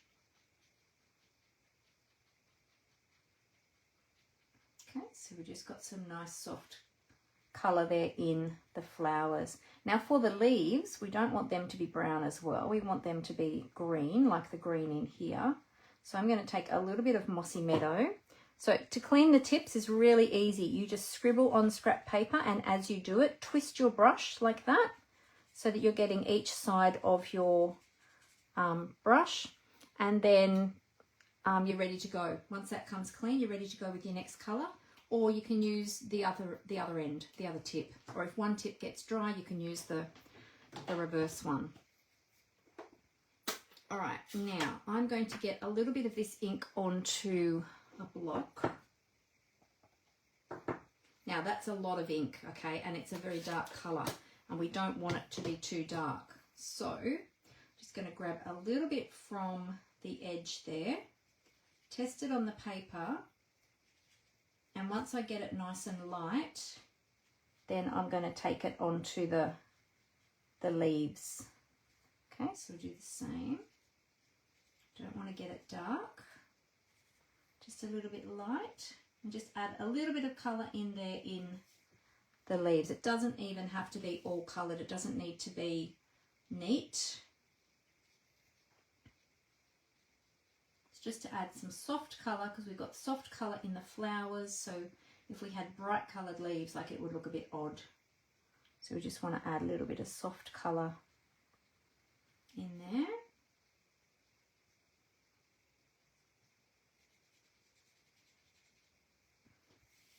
Now here's a big one, so let's just try not to get too much ink, but we're going to need a little bit more than we had for the others.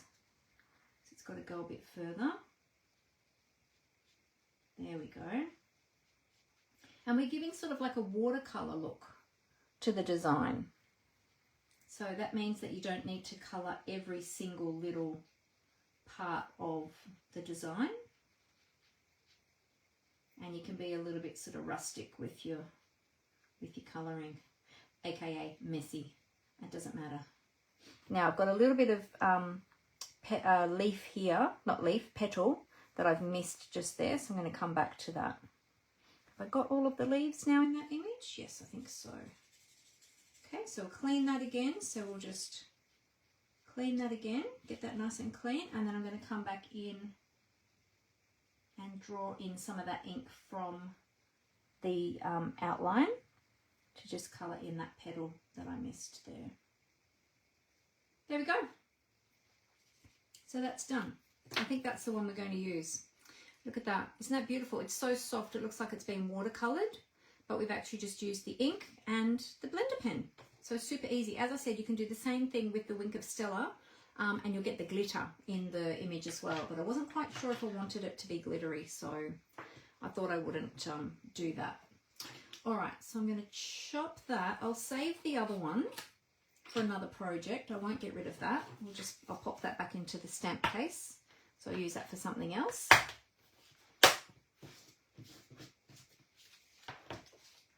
Okay, and we'll die cut this one now. This one I can die cut on my small machine because it'll fit.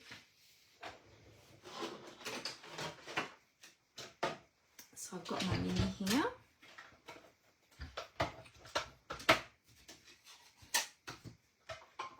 Now this card probably isn't going to have as many layers as I originally was thinking of, just because of the time limits that we've got.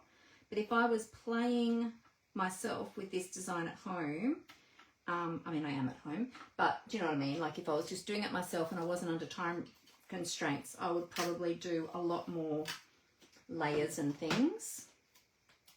But we'll do a few different layers, but probably not as I won't spend as much time on it as I would be if I had more time.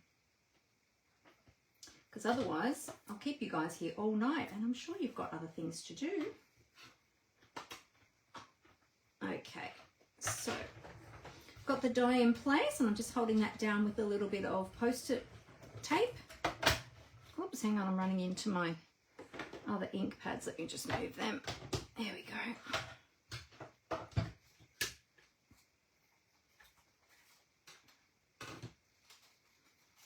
There we go. So we've got our beautiful stamped and coloured image there. I'll just get rid of all those extra little pieces of cardstock off my plate. All right, now we're probably going to do some more die cutting, so I'm just going to leave the machine there for the moment. I'll just pop my die away so that I don't lose that. Actually, you know what? I'm going to get my tray, my magnetic tray.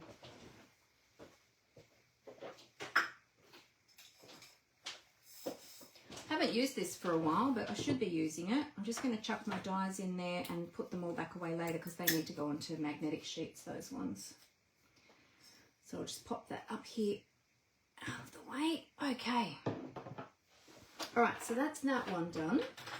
Now, oh, I've got to plug in my iPad because I'm about to lose power on that. So I'll just switch this cable over. Sorry about that. There we go.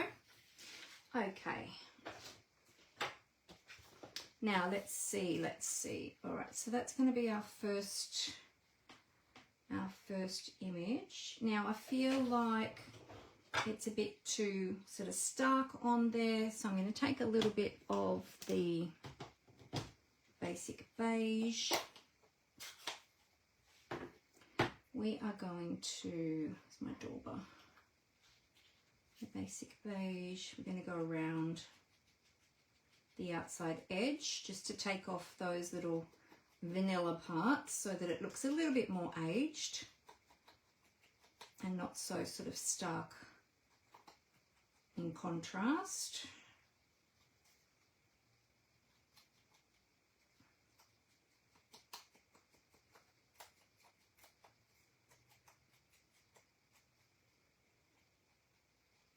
Can be a bit hard to get into some of the sections where there's little tiny bits in there, but we just do our best.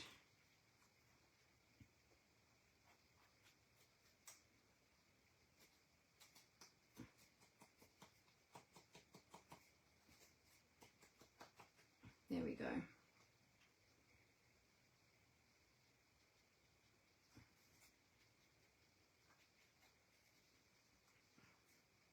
Okay. It's quite a green base, the basic beige, when you look at it next to the other browns. All right, now I'm going to use my bone folder to shape these flowers a little bit.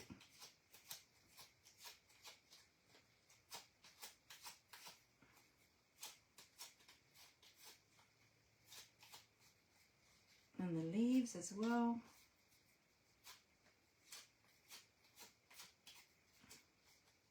There we go, just to give them a little bit, and then you can manipulate them a little bit more with your fingers.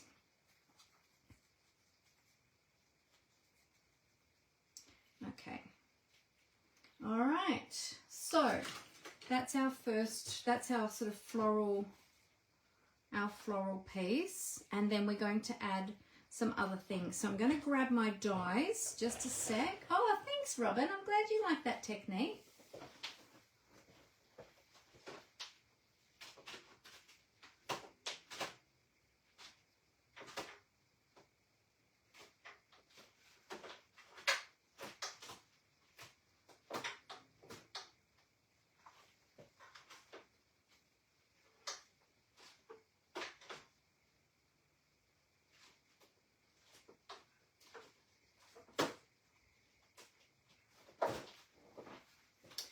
Okay, so I feel like we need another shape or something behind here, like a decorative shape. These ones are quite decorative, these circles.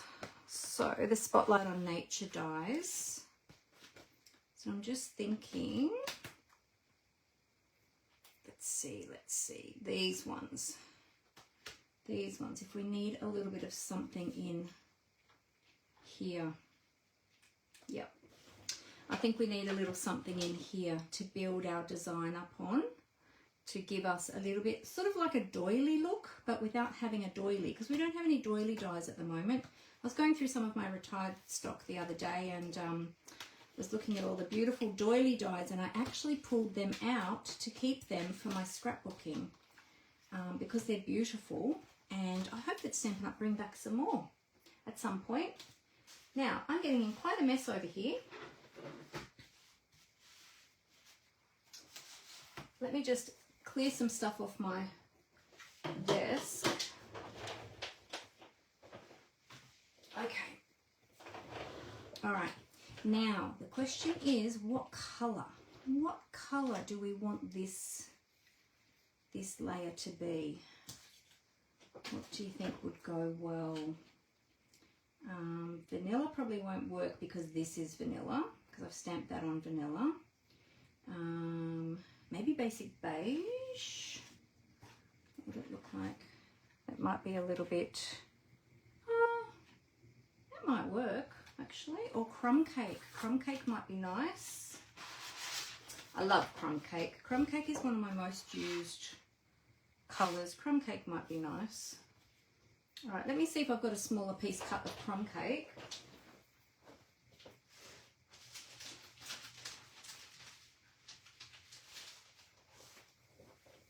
Oh, I just had a great idea. I don't, so I'm going to have to cut one. So I'll leave that.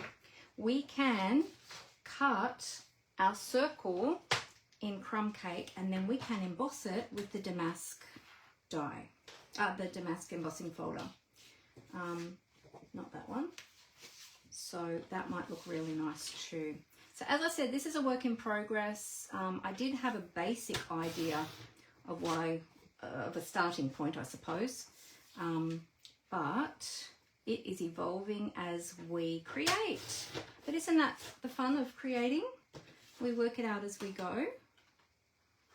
Okay, so just cut that down a little bit to fit that die. So we'll cut that at about 10 centimeters. Oh, my blade is getting blunt on my trimmer. I need to change that. All right, now, does this one fit on that one? Yes, it does. But I think I've cut my cardstock a bit too wide. That's okay. What we can do is we can go choppy chop chop. Chop that down so it'll fit on the mini machine. Getting hot now because I'm starting to move a bit quicker. Well, trying to anyway. Now this one should just fit in the mini machine. As long as you line your plates up correctly, make sure your die is not hanging over the edge of your plates or it won't cut. There we go. Fingers crossed I lined that up properly. Oh, hi Chitska, how you going? Great to have you here. Oh, there we go, beautiful. Look at that. Okay, awesome. I love that design. Now, I do have my Take a Pick tool close handy. Actually, I probably should use that because I'm likely to push those blades straight through that cardstock and cut it. There we go. If you had your die brush handy, you could use your die brush to attachment on your Take a Pick tool to just roll over that design to get all those little bits out. But I'm just using my Take a Pick tool today. There we go. All right. Clean that off. You know the best way to clean these plates off is take the edge of your metal ruler. Sounds horrible, so if you're sound sensitive, cover your ears, and you just run your ruler along your plate. It gets most of them off, didn't get that little bit off, and all of your little bits that stick into your plate, that come off really easily that way. That's how I usually clean my plates off in a hurry. Just give them a bit of a scrape. All right. Now, I'll put our die there. So we've got that one. Oh, yes. That will look nice. Okay. Now, I want to emboss this. I'm just wondering how it will look in the embossing folder. Let's see. Let's see. Oh, that will be pretty. Okay, so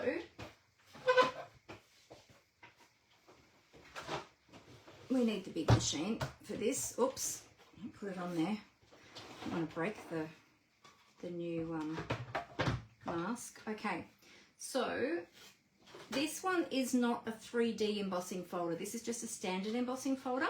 So we want our base plate number 1. I've got a brand new one, which I just put in the machine on the weekend. I've got a clear plate number 1. Actually, I think I put it on there last week for class. We're going to put our embossing folder in with the hinge that side. Oops. Okay, so that's going to go in first on top of the clear plate, and then another clear plate over the top. And this is a standard embossing folder. It's not a 3D. one, I think. Actually, let me just double check that. Now that I've just said that, I'm like, oh, hang on a minute. Yes, it is. Okay, cool. I was thinking, because otherwise we're going to have trouble getting that to go through the machine. There we go. Oh, it's always going to pop at the end. Don't worry about that.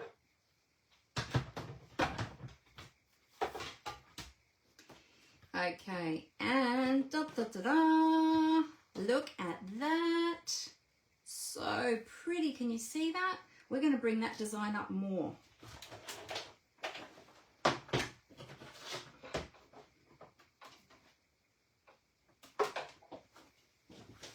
Okay, so that's the embossing folder. Right, grid paper. And we did crumb cake, so we want crumb cake ink. Crumb cake ink. We're going to take our sponge dauber. We're going to dab it off so the ink isn't too heavy on it. And we're just going to rub it across the top of that design. That's going to make that design pop on your cardstock just by adding that little bit of colour.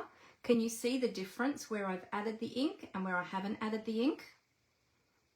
You can see the design much clearer, can't you? I like doing this with a sponge dauber rather than a blending brush. I find with the blending brush, because the brush is a lot softer and the colour isn't as concentrated in one place, you don't get sort of the finish on the embossed detail as much. It doesn't show up as much. All right, and now, of course, we're going to do some more inking around the edge, some more ink distressing.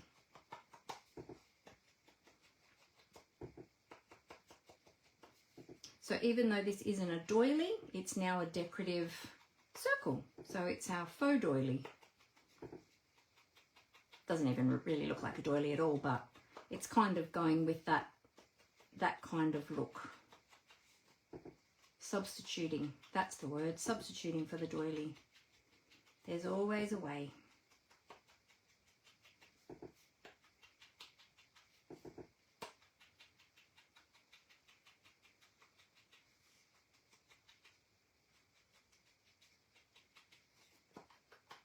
There we go.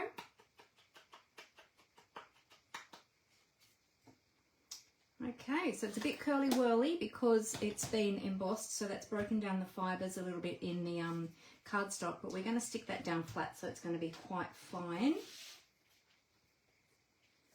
So we're going to pop that down here somewhere, and then we're going to build our florals onto that. Okay, that's going to look great. All right, now we need some die cut images. We might need, we need some more. Do you know what? I was just tossing up whether or not I was going to stamp some of these or just use the intricate, not the intricate dies, but the additional dies with the florals. And we've got this one too with the ferns. The fern, or we've got the Queen Anne's lace there, or we've got these little ones. We can build up all of these together. We might cut one of these ones. Hang on, you know what I'm going to do first? Before I do that, I'm just going to quickly trace around, because normally I take a copy of these so that I know how they go back on the sheets if I'm going to keep them on these sheets, or otherwise I put them onto magnetic sheets and then I trace around them. But I'm just not sure, like I haven't had time to do that yet, so I'm just going to quickly do this so I know where they're going to fit back on this sheet if I choose to put them back on this one, because I probably will to begin with, and then eventually I'll move them onto magnetic sheets when I get a chance to. There we go. So they're probably the three I'm going to use today, or the two that I'm going to use today. The other three I might not use today. Oh, sticky, sticky. I think I took the sticky off with it. Yep, I did. Just stick that back down so that we can return our die back to there. There we go. Okay, so I'm thinking, Oh yes, definitely need that one. And this one, let's have a look at this one as well.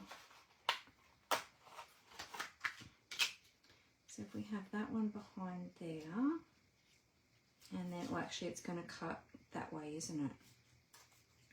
So do we need to go that way? Oh, I can probably still go that way. That way, and then if we have that in there as well, yes, let's die cut both of those. Okay, so, and then we've got all of these little ones as well, we'll come back to those. I'm going to die cut this big one in, I think I'm going to do it in the Mossy Meadow.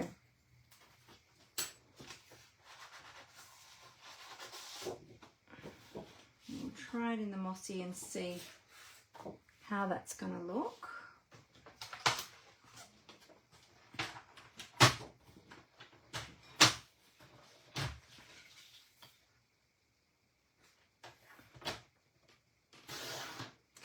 Cutting out, oh wow, I've really got to change this blade. You know what, I'm just going to turn my blade over and turn it around and hope that the other side of the blade is a little bit sharper, because I'm actually now shagging the cardstock, because that's better.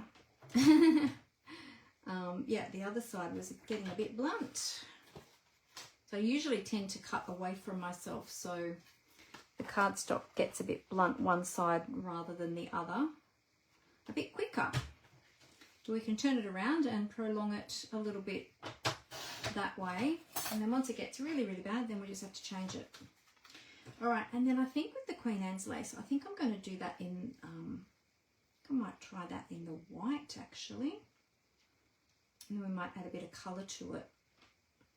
So yeah, I might get a piece of white, because you know we can mix white and vanilla.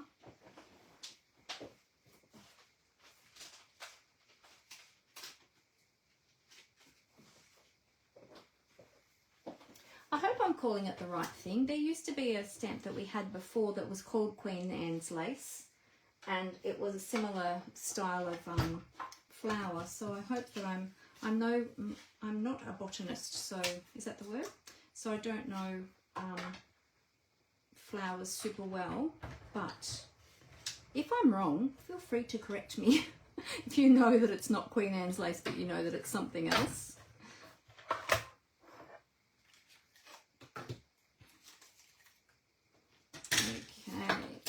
Oh, this is a beautiful fern. Oh, that's gorgeous. Look at that.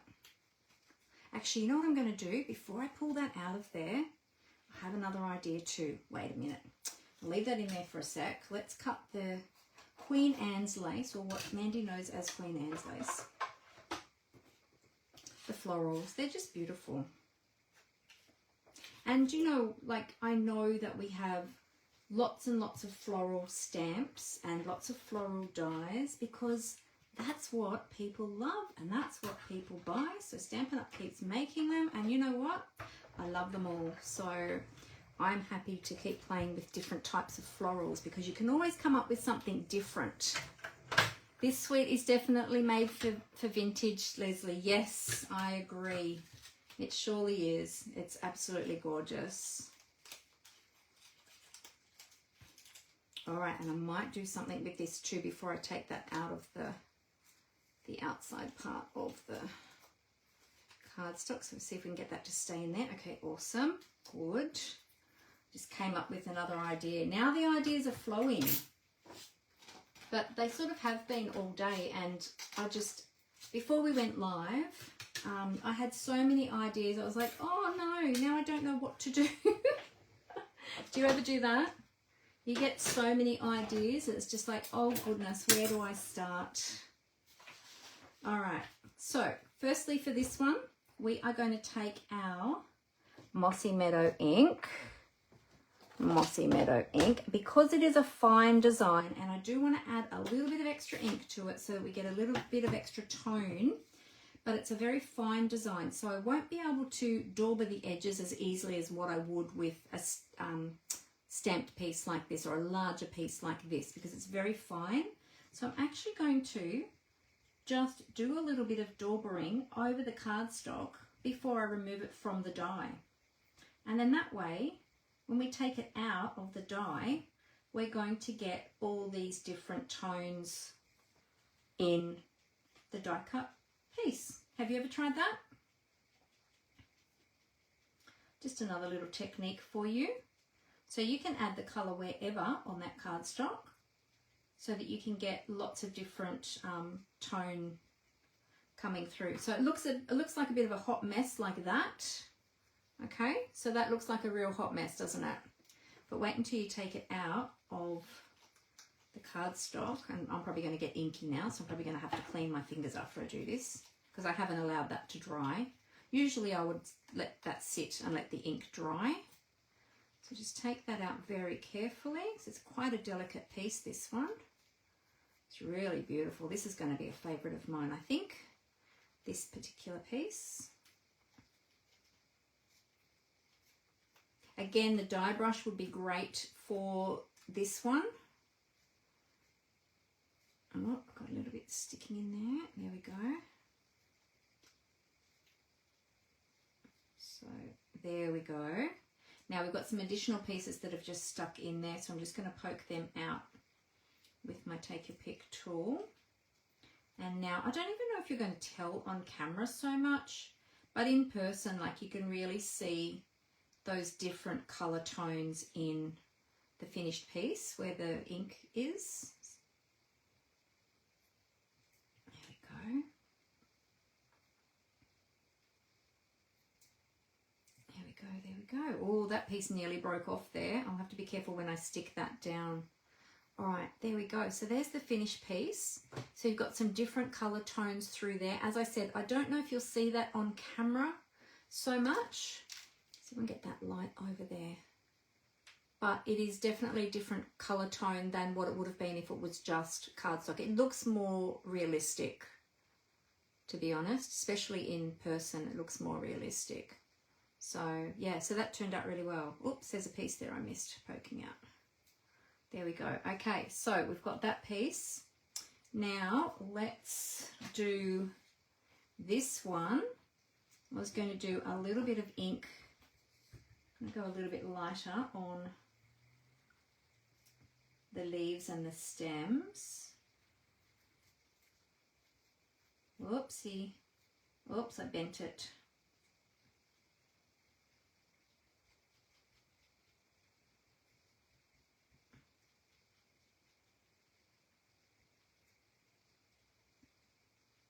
There we go. Now I believe that the Queen Anne's lace is actually white.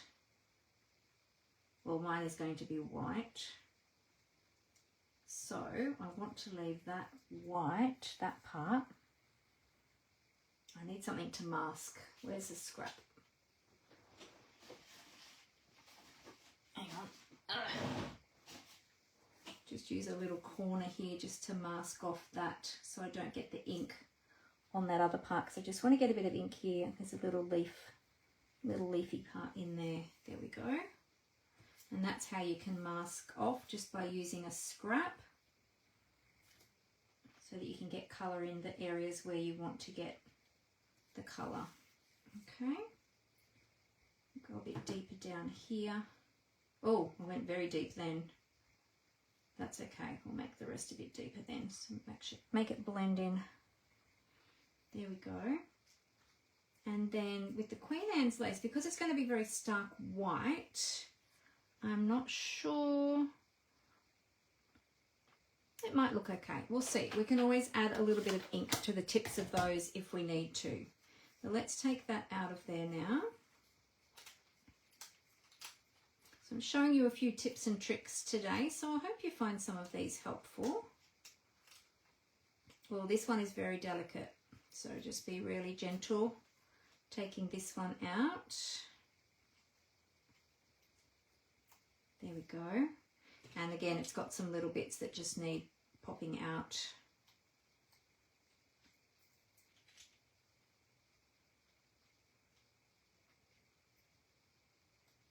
Oh, there's a little leaf just there. We'll watch that little leaf. Don't want to lose him.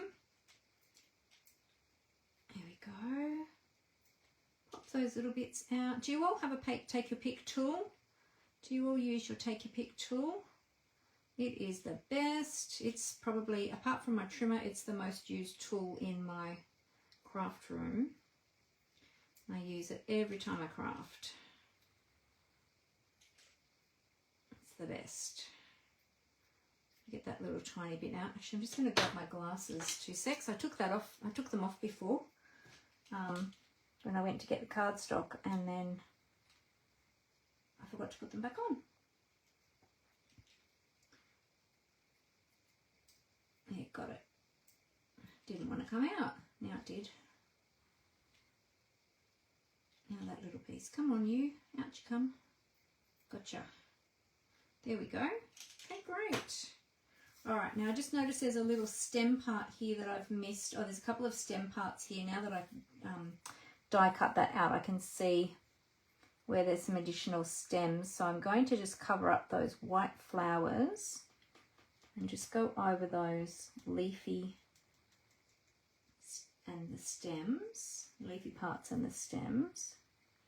Just add those colours there. There we go. That's better. Great. Good. All right, so that's how that's turned out. Now, if that's going to look a little bit too stark white, we can just touch these little bits here with perhaps some crumb cake. But we'll have a look at it on the card first. Keep these little scraps aside because they came in handy just then, didn't they? Okay, so now we start to build up our layers. Oh yes, that's pretty, isn't it? And I was thinking about this coming out from behind here, like that. They might be just a little bit stark white because even though these flowers are white, they've got some colour in there. So I might just add a little bit of crumb cake. Actually, I've got some crumb cake still on my door bar, I think. So I might just add a little bit of crumb cake.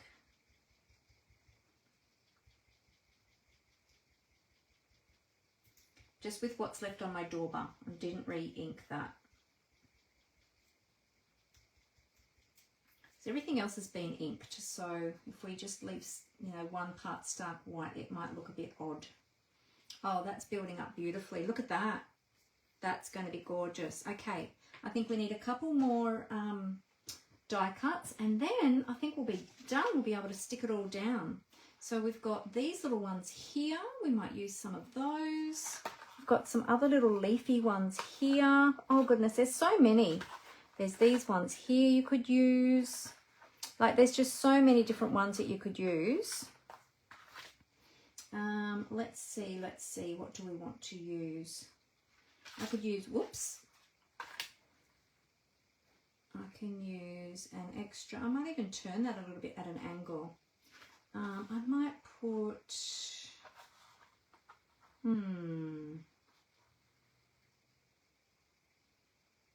might do another one of these. Like a little Queen Anne's lace one coming out from down here. And then I might do one of these in front. Well, actually, this is a little leafy one, so I might use this one.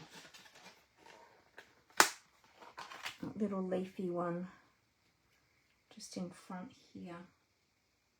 Yeah, okay, we'll do those two. So I'll do that one in white. What colour will I do that one?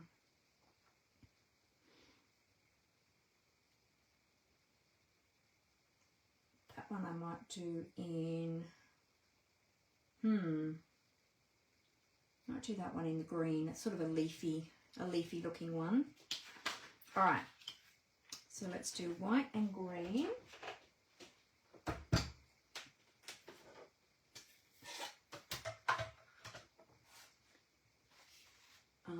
Oh, I need to get some more white.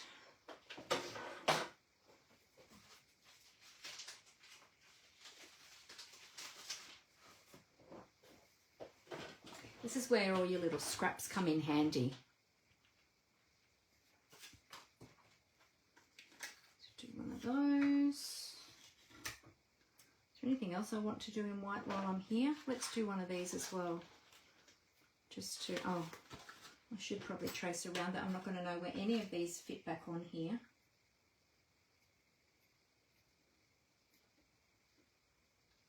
I didn't trace any of the other ones on here, so I'm not going to have a clue how they go back on the sheet. That's all right. We could have done some of the other stamped images too, but I love the dies. Okay, and then we'll get a bit of mossy. We had a little bit left over here, so I'll just chop a little bit out of that. And run them all through together. There we go. Oh, you're loving all the techniques in this card, Robin? Fantastic. I'm glad that you're enjoying that.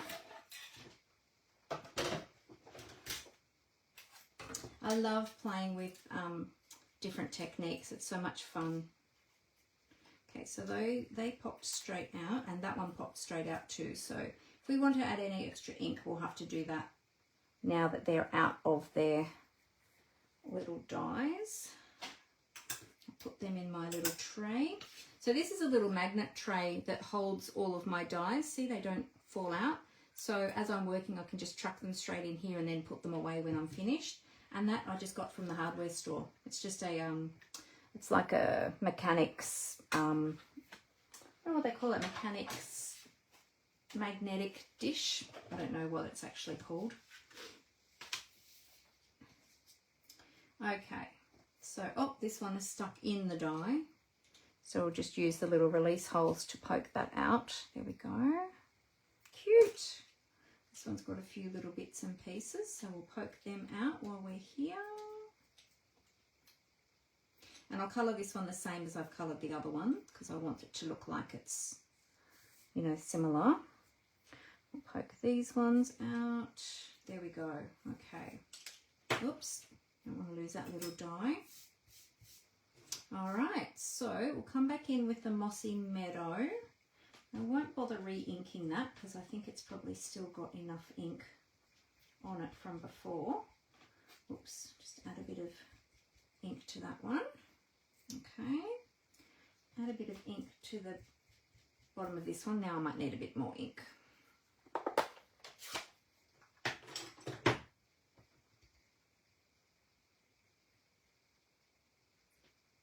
There we go, oops. And let's do this one while we're at it. Made this one a bit dark, but let's just go with it.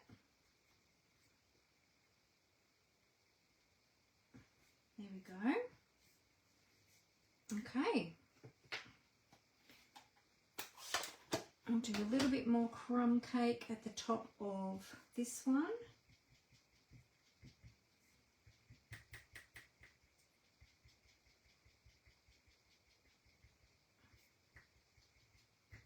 There we go. And then these ones, you know what? I'm going to give them a pop of pecan pie.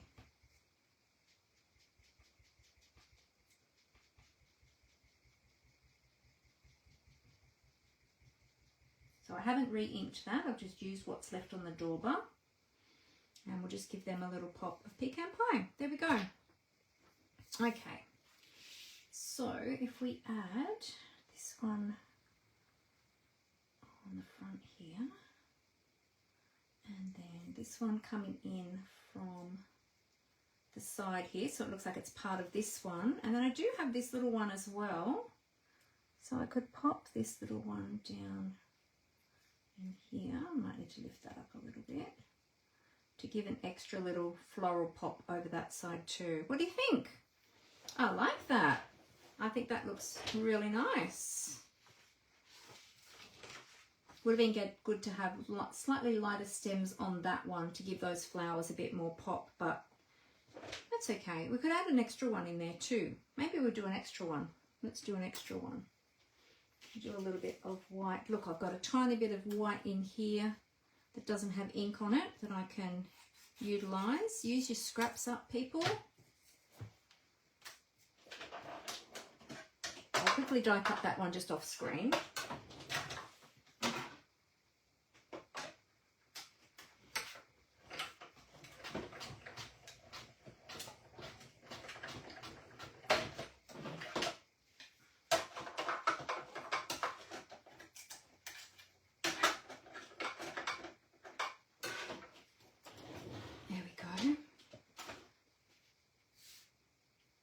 So yeah, so you can certainly just keep playing with this and just build up the layers, because this suite has got so many gorgeous pieces in it, as you've seen today, and I haven't even used them all, that you just keep building them up, and yeah, you can make so many gorgeous projects.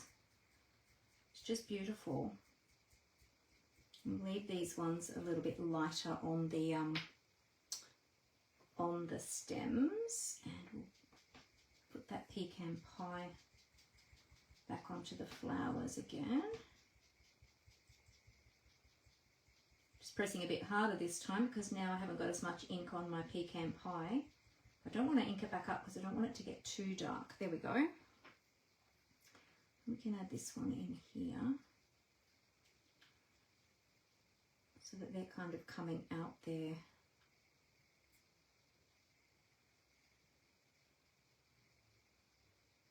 Like that. There. Pretty. Okay. All right. We can start sticking all of that down now.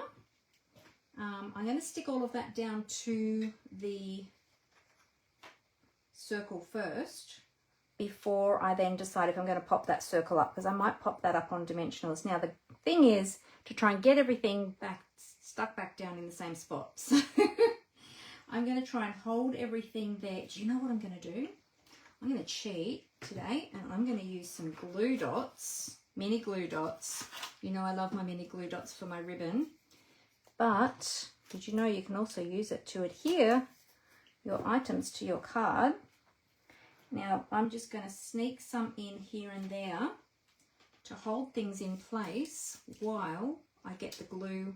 I mean, you can use them to secure everything and keep it there as well. But, oops, that one moved. Oh, that was the stem from that one. That's okay. I'll come back to that. I'll come back to that. So I'm going to get these main elements in place first. So as you notice, I pick up the glue dots with my Take Your Pick tool. And I'm popping these glue dots underneath where the fern is, because the fern is very fine, and you'll see the glue dots potentially like from behind that. I'm trying to put them in areas where they're going to be covered by the large flower.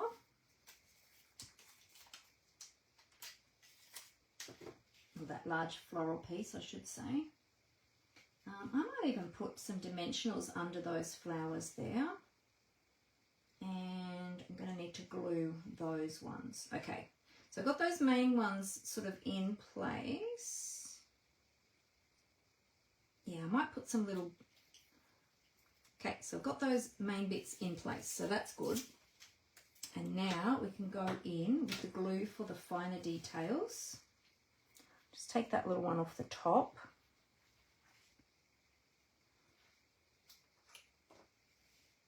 Glue these ones in. Put a little bit of glue on the back there. Oops. Just get a little bit of glue. Come on. There we go. Behind that one. Get that to sit there. And behind the stem on that one. Oops, that was a bit too much glue. Did you see that? Oh my goodness, that just oozed everywhere. Ah, where's my wipe? Where's my wipe? That's okay. You know what? That's where we put a rhinestone or a gem or a something. Oh, we've got those embellishments that came with this suite actually. Stick one there where it's a bit gluey. That's okay. I'm not going to worry about that too much. All right, we'll just put a little bit of glue here and there to hold these bits down.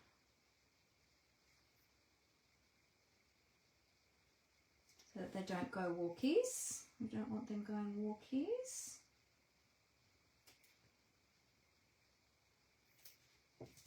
Now, this bit over here, that was supposed to be under there somewhere. I kind of bent as I was doing that. So I'm just going to see if I can get a bit of glue behind here. Just adhere that down. With the little fine pieces, it can be a bit delicate with the glue. But if you get the main parts of it glued down, then you should be fairly right. Oops, that's going to want to lift. Okay, so what I'm going to do is I'm going to turn this whole thing upside down and just sneak some glue in under here and just press it from the back to just catch that florally bit. And I'm using the glue on the larger parts, so where the leaves are, that'll be helpful. Okay, so we got that all stuck down reasonably well. I'll just sneak a little bit of glue down in here. It's like working with anything that's fine, fine details. Can be a little bit fiddly, but you know what? It's all worth it in the end. There we go. Okay, so now for the big floral part, what I'm going to do is put a little bit of, I'm going to put some dimensionals in there, but I am going to put a bit of glue just in here, under this main part here, just to hold that main part down. There we go, and then we've got to sneak this one in somewhere too. So I'm going to put a bit of glue the back of this one. And I've just made it a bit trickier for myself today because I kind of had things set in place before I had fully decided where everything was going. I mean, sorry, that's not what I meant to say. I meant to say I had everything sort of in place and didn't really want to lose their placement. Actually, that'll do just there. That'll do just there. Just nicely. Thank you very much. There we go. Okay.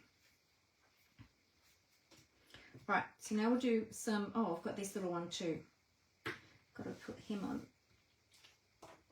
He's going to sit on here. And then I'm going to put some twine. Yep. Oops. Just put some little bits of glue here on the backs of the leaves where it's the larger sort of part.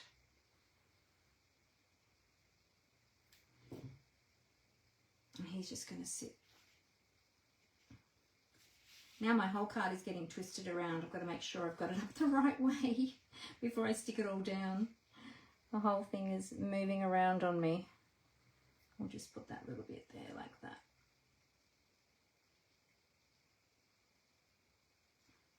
There we go.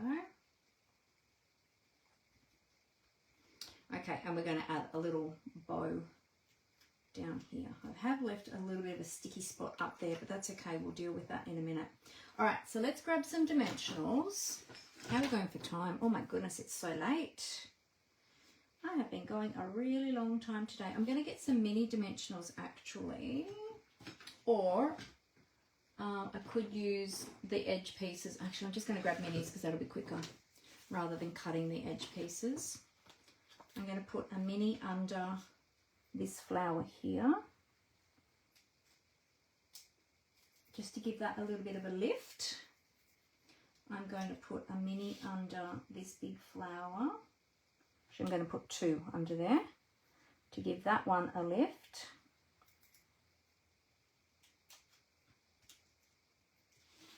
And then I'm going to put some under the edge here of the leaves there. Get that under there to give that side a little bit of lift. And I think I also need one under here. Otherwise that's going to flatten down too. Just to give them a bit more of a pop. Oops, come back here, backing, dimensional backing. Where did you go? Went right in under there. Oh, he's gone. Okay, well you stay under there then. Don't come back out. Okay. All right. So there we go. So I think that is all. Oh, do you know what? That dimensional there is just sticking. I've put that one a little bit low. Let's push that back in a bit. Get that back in. Push that back in up under there. There you go. Sneaky little thing. You were poking your little head out. Okay, so that is all now adhered. Nothing's going to fall off. So I'm going to put some large dimensionals now on the back of that whole piece there, and that's going to go down onto our card front.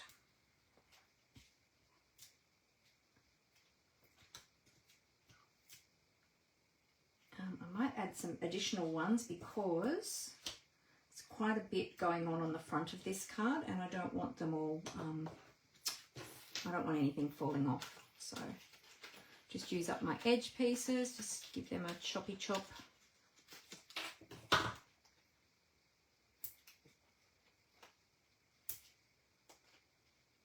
There we go.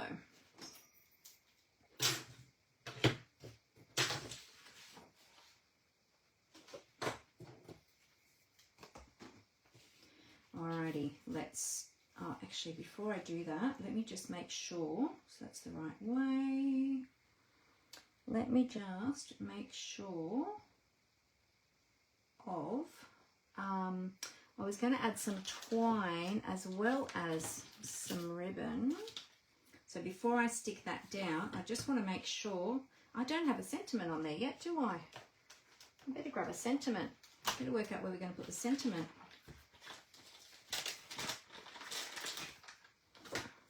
So I've just got some linen thread here. Just going to tie some linen thread. Actually, I might do it like this. So what do we want? Thinking of you. Just a note, thank you for everything. Oops, that's too much.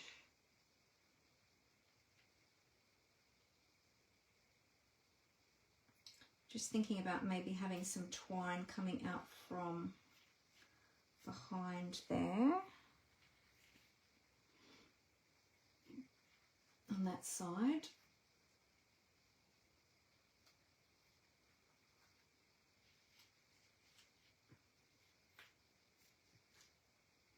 Or perhaps even towards the bottom. Add a little bit of something down here. Yeah, sentiments. So we could use thinking of you, thank you for everything. I like thinking of you. I think thinking of you can always be used for anything. Well, thank you for everything. I always need thank you cards. What is happening with my twine? Oh dear. Let's start again. 1, 2, 3. Let's go 4. Keeps curling up, that's why. I should have uncurled it first. Well, let's just let it do its thing and see what we end up with.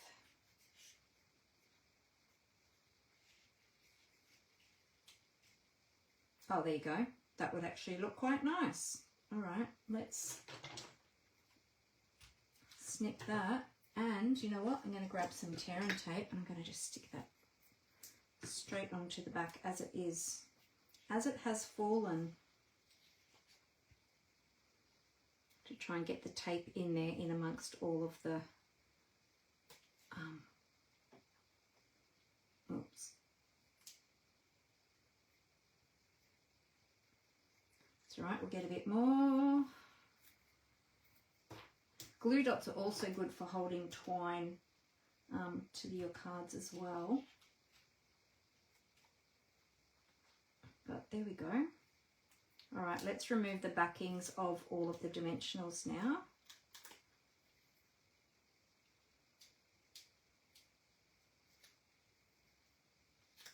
Get that one to stick on there.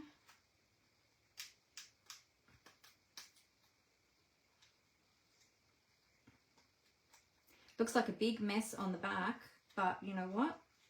From the front, it's going to look amazing, and they won't see what it looks like on the back, so it won't matter. Now I do notice that these little flowers up here, they are quite delicate, and I'm just worried about that breaking. So I'm going to cut a tiny little piece of dimensional. I've got a skinny piece here from the edge. I'm just going to trim that down. I'm going to put it behind the head of that flower. Oops, wrong scissors. Don't want to use my good scissors, they'll get all sticky. And I'm just going to put that down behind there. And I'll put another piece behind each of the other ones, just because I don't want them to break, and it'll just give them a little bit of extra strength. We don't want that to be seen either. All right, so is that going to be at the right height? Yeah, that'll be fine. Okay. Oh, forgot I'd taken the backings off that, hadn't I? Whoopsie. Okay, so we've got our mess of twine or linen thread there. We're going to leave the backings on that tear and tape, okay, because we've taken the backings off all of our dimensionals, and we're ready to put this down. This has been a mammoth project today, but it's all good. It's going to be worth it because it's going to be beautiful. Put that over slightly like that. There we go. Now let's stick everything down. You know what I didn't do? I didn't take off the backings from the Queen Anne lace flowers. Okay, that's all stuck down. Just need to do these ones. I missed those little bits. Okay, got that one stuck. And then this little one. I'll just stick that there. There, that'll just secure those a little bit there. You can see a little bit of the tape just there. The dimensional there, I'll just tuck that in if I can, without breaking the flower. It's very delicate, that one. Delicate, delicate. How many times can I use the word delicate in a video? I feel like I've used it a few times today. Oops. These must be my blunt scissors. They are. There we go. All right. So now we need to add a sentiment, some bling, and our twine, and our ribbon, and then we'll be done. My goodness, I haven't made so much mess when crafting in a while. I mean, I always make a bit of a mess, but today there is just so much going on here. Okay, so this is looking beautiful. Let's use, well, let's see how big they are. Oh, they're only quite small, actually. Thinking of you. That would be nice. Oh, you know what? I'm going to work out where I want my bow first, because then I'm going to work the sentiment in around the bow. So we'll do the bow first. I'm just tying the bow straight from the spool, and this is such soft ribbon. It's beautiful. It's not very thick at all. It's quite fine, quite light, actually, which makes for tying beautiful bows. Oops, except when your ribbon twists like that. There we go. All right, snippy snip. I'm always like, which way do you all cut your ribbon? Do you cut, oh, I've got the wrong scissors. Some people cut their ends on their ribbon this way, and some cut them the other way, and I feel like I do it different every time. And I'm never sure which way looks best.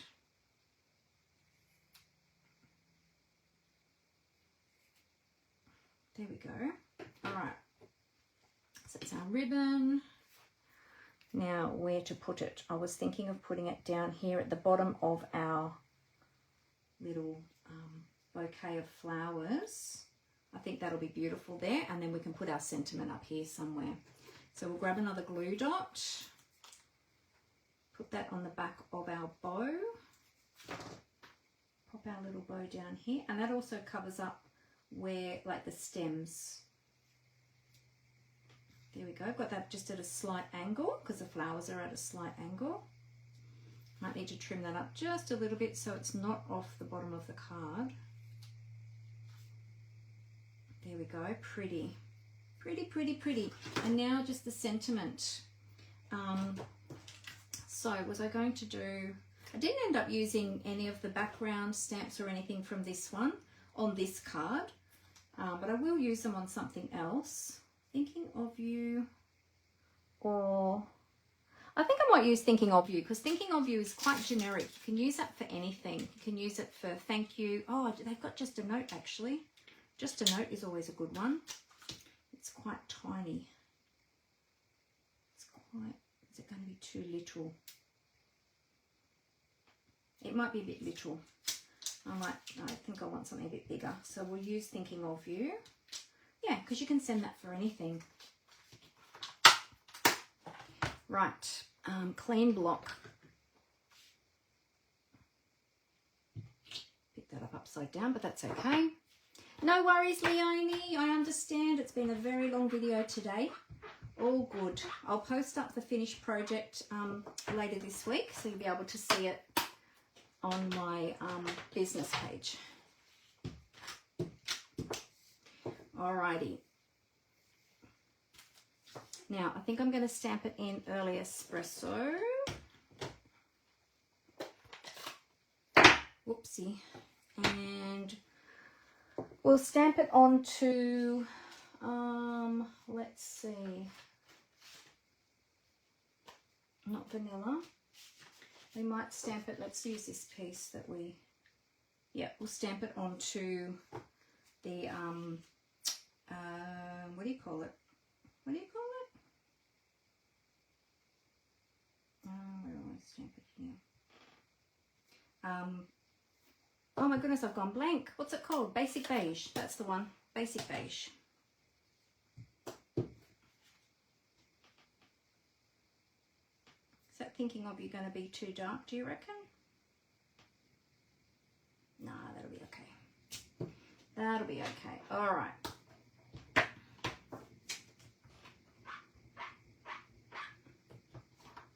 Oh, no worries, Glenda. Press and seal. That is a great idea too, Leonie. Yes. Press and seal is a great idea for those detailed little bits and pieces.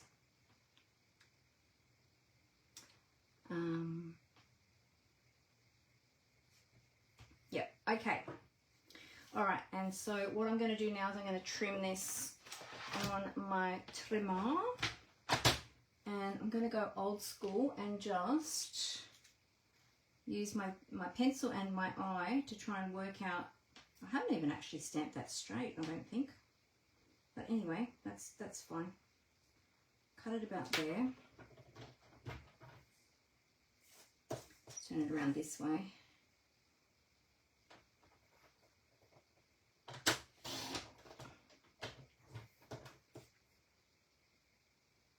That's not too bad. It's not exactly right, but it'll do for today. It will do. Okay. And then I think I'm going to cut it at this angle because that's kind of the angle that the words go. And then to get the same angle on the other side, we're going to use this piece as a template. And you can either trim it directly or you can draw it with a pencil first and then cut. There we go. Beautiful. And you could have just had that just with straight edges too if you wanted to. And then what we're going to do is we're going to take our, let's see which one. I think we'll use our pecan pie around the edges.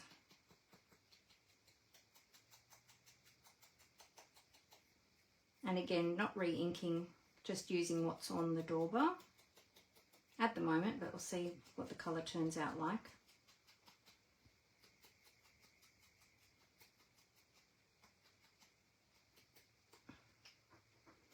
Here we go. Yeah. Beautiful. beautiful. All right, and then we'll pop that in there somewhere. I'll grab some dimensionals and put that on the back. Use our minis.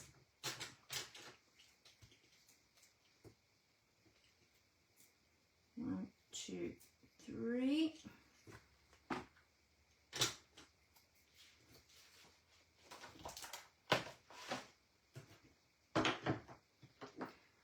Can't believe how messy my desk is today, oh my goodness. All right, so then we're going to pop that in here somewhere here. Could even put it up there, you know, couldn't we?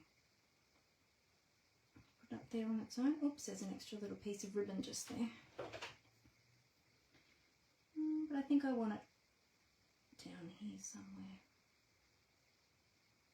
What do you think, in there? Down here closer to the ribbon.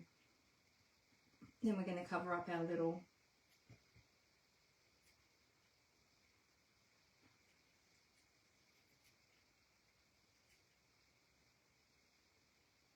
where do you think? We can pop it down here. Couldn't we? Looks a bit funny down there. Go up here though. What do you think? Should I put it up there or should I put it with the florals? I kind of wanted it with the florals.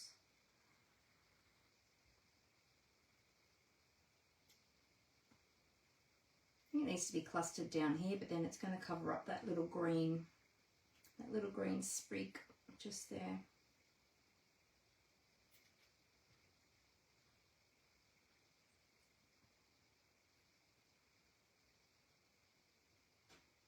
Might pop it just there. What do you think? Up here. I don't know. I feel like it's a bit. I guess if I put embellishments around it, because then that's the last thing we need to do is the embellishments.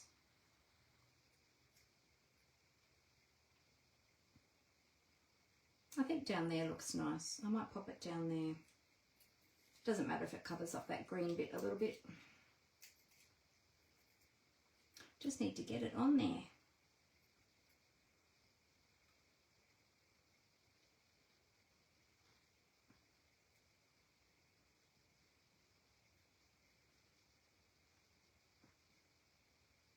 There we go. There we go, it's on. Okay, let's add some embellishments. Oops. I feel like we need some up here.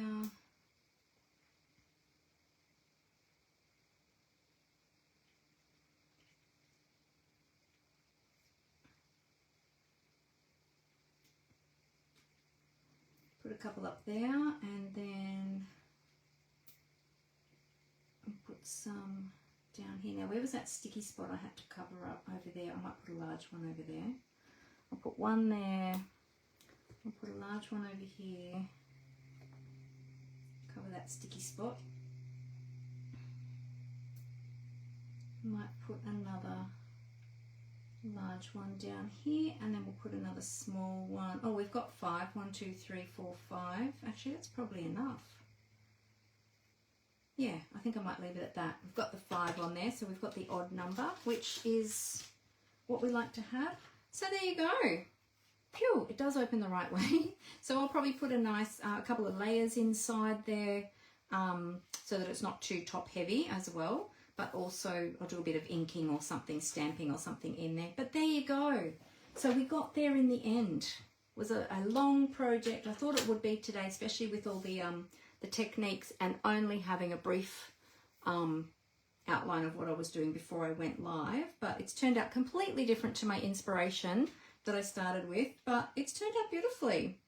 So there you go. So what do you think? Do you like that? I'll push that on a bit heavier now, a bit stronger now that I'm happy with that. So there you go. Yeah. So I hope that you've learned lots of things from my project today. I'm just going to quickly turn the camera back up face to face so I can say goodbye to you all. Just one sec.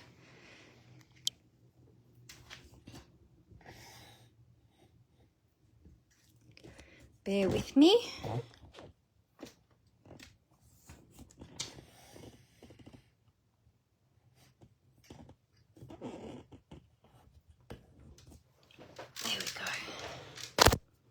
Okay.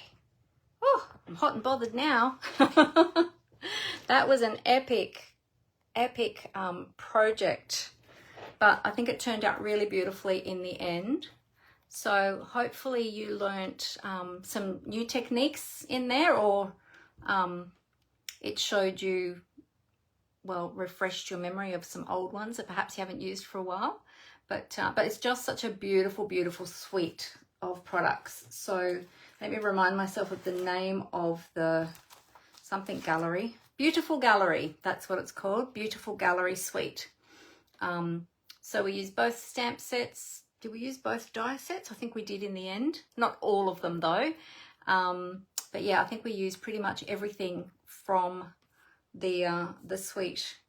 And even though you can't see much of that circle, you can see little parts here and there of that damask embossing folder. So got lots and lots of texture on there. So I hope you enjoyed that.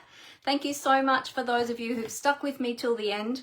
I appreciate that because it was a very long video today, but I hope you enjoyed the project, and I hope it's given you some inspiration to go and create something beautiful for those you care about. So I hope you all have a great week this week. Remember, the brand new catalogue goes live tomorrow. We've also got the new online exclusives, some new kits, and the amazing starter kit special. If you missed that before, you get to choose $303 worth of product for only $169. You get to choose what you'd like to put in your starter kit. There's no obligation. You can exit at any time. You don't need to sell product, but you get an amazing discount. Or you get, first of all, you get $134 in free product when you purchase the starter kit, and then you get an ongoing 20 to 25% discount on your Stampin' Up products while you stay current. So it's a great time to join. Feel free to ask me any questions about that. I'd love to welcome you into our beautiful team, the Papercraft Gems. We'd love to welcome you. So if you have got any questions, and if you have been a demonstrator before and you want to rejoin, feel free to ask me about that as well. You'd be most welcome. So thank you, everyone. I hope you have a great week. I hope you get some crafting in there. And yeah, look out for all those beautiful new products because there's so many of them available from tomorrow. So happy shopping, everybody. All right, I hope you all have a great week. Oh, thank you, Leslie. Thanks, Robin.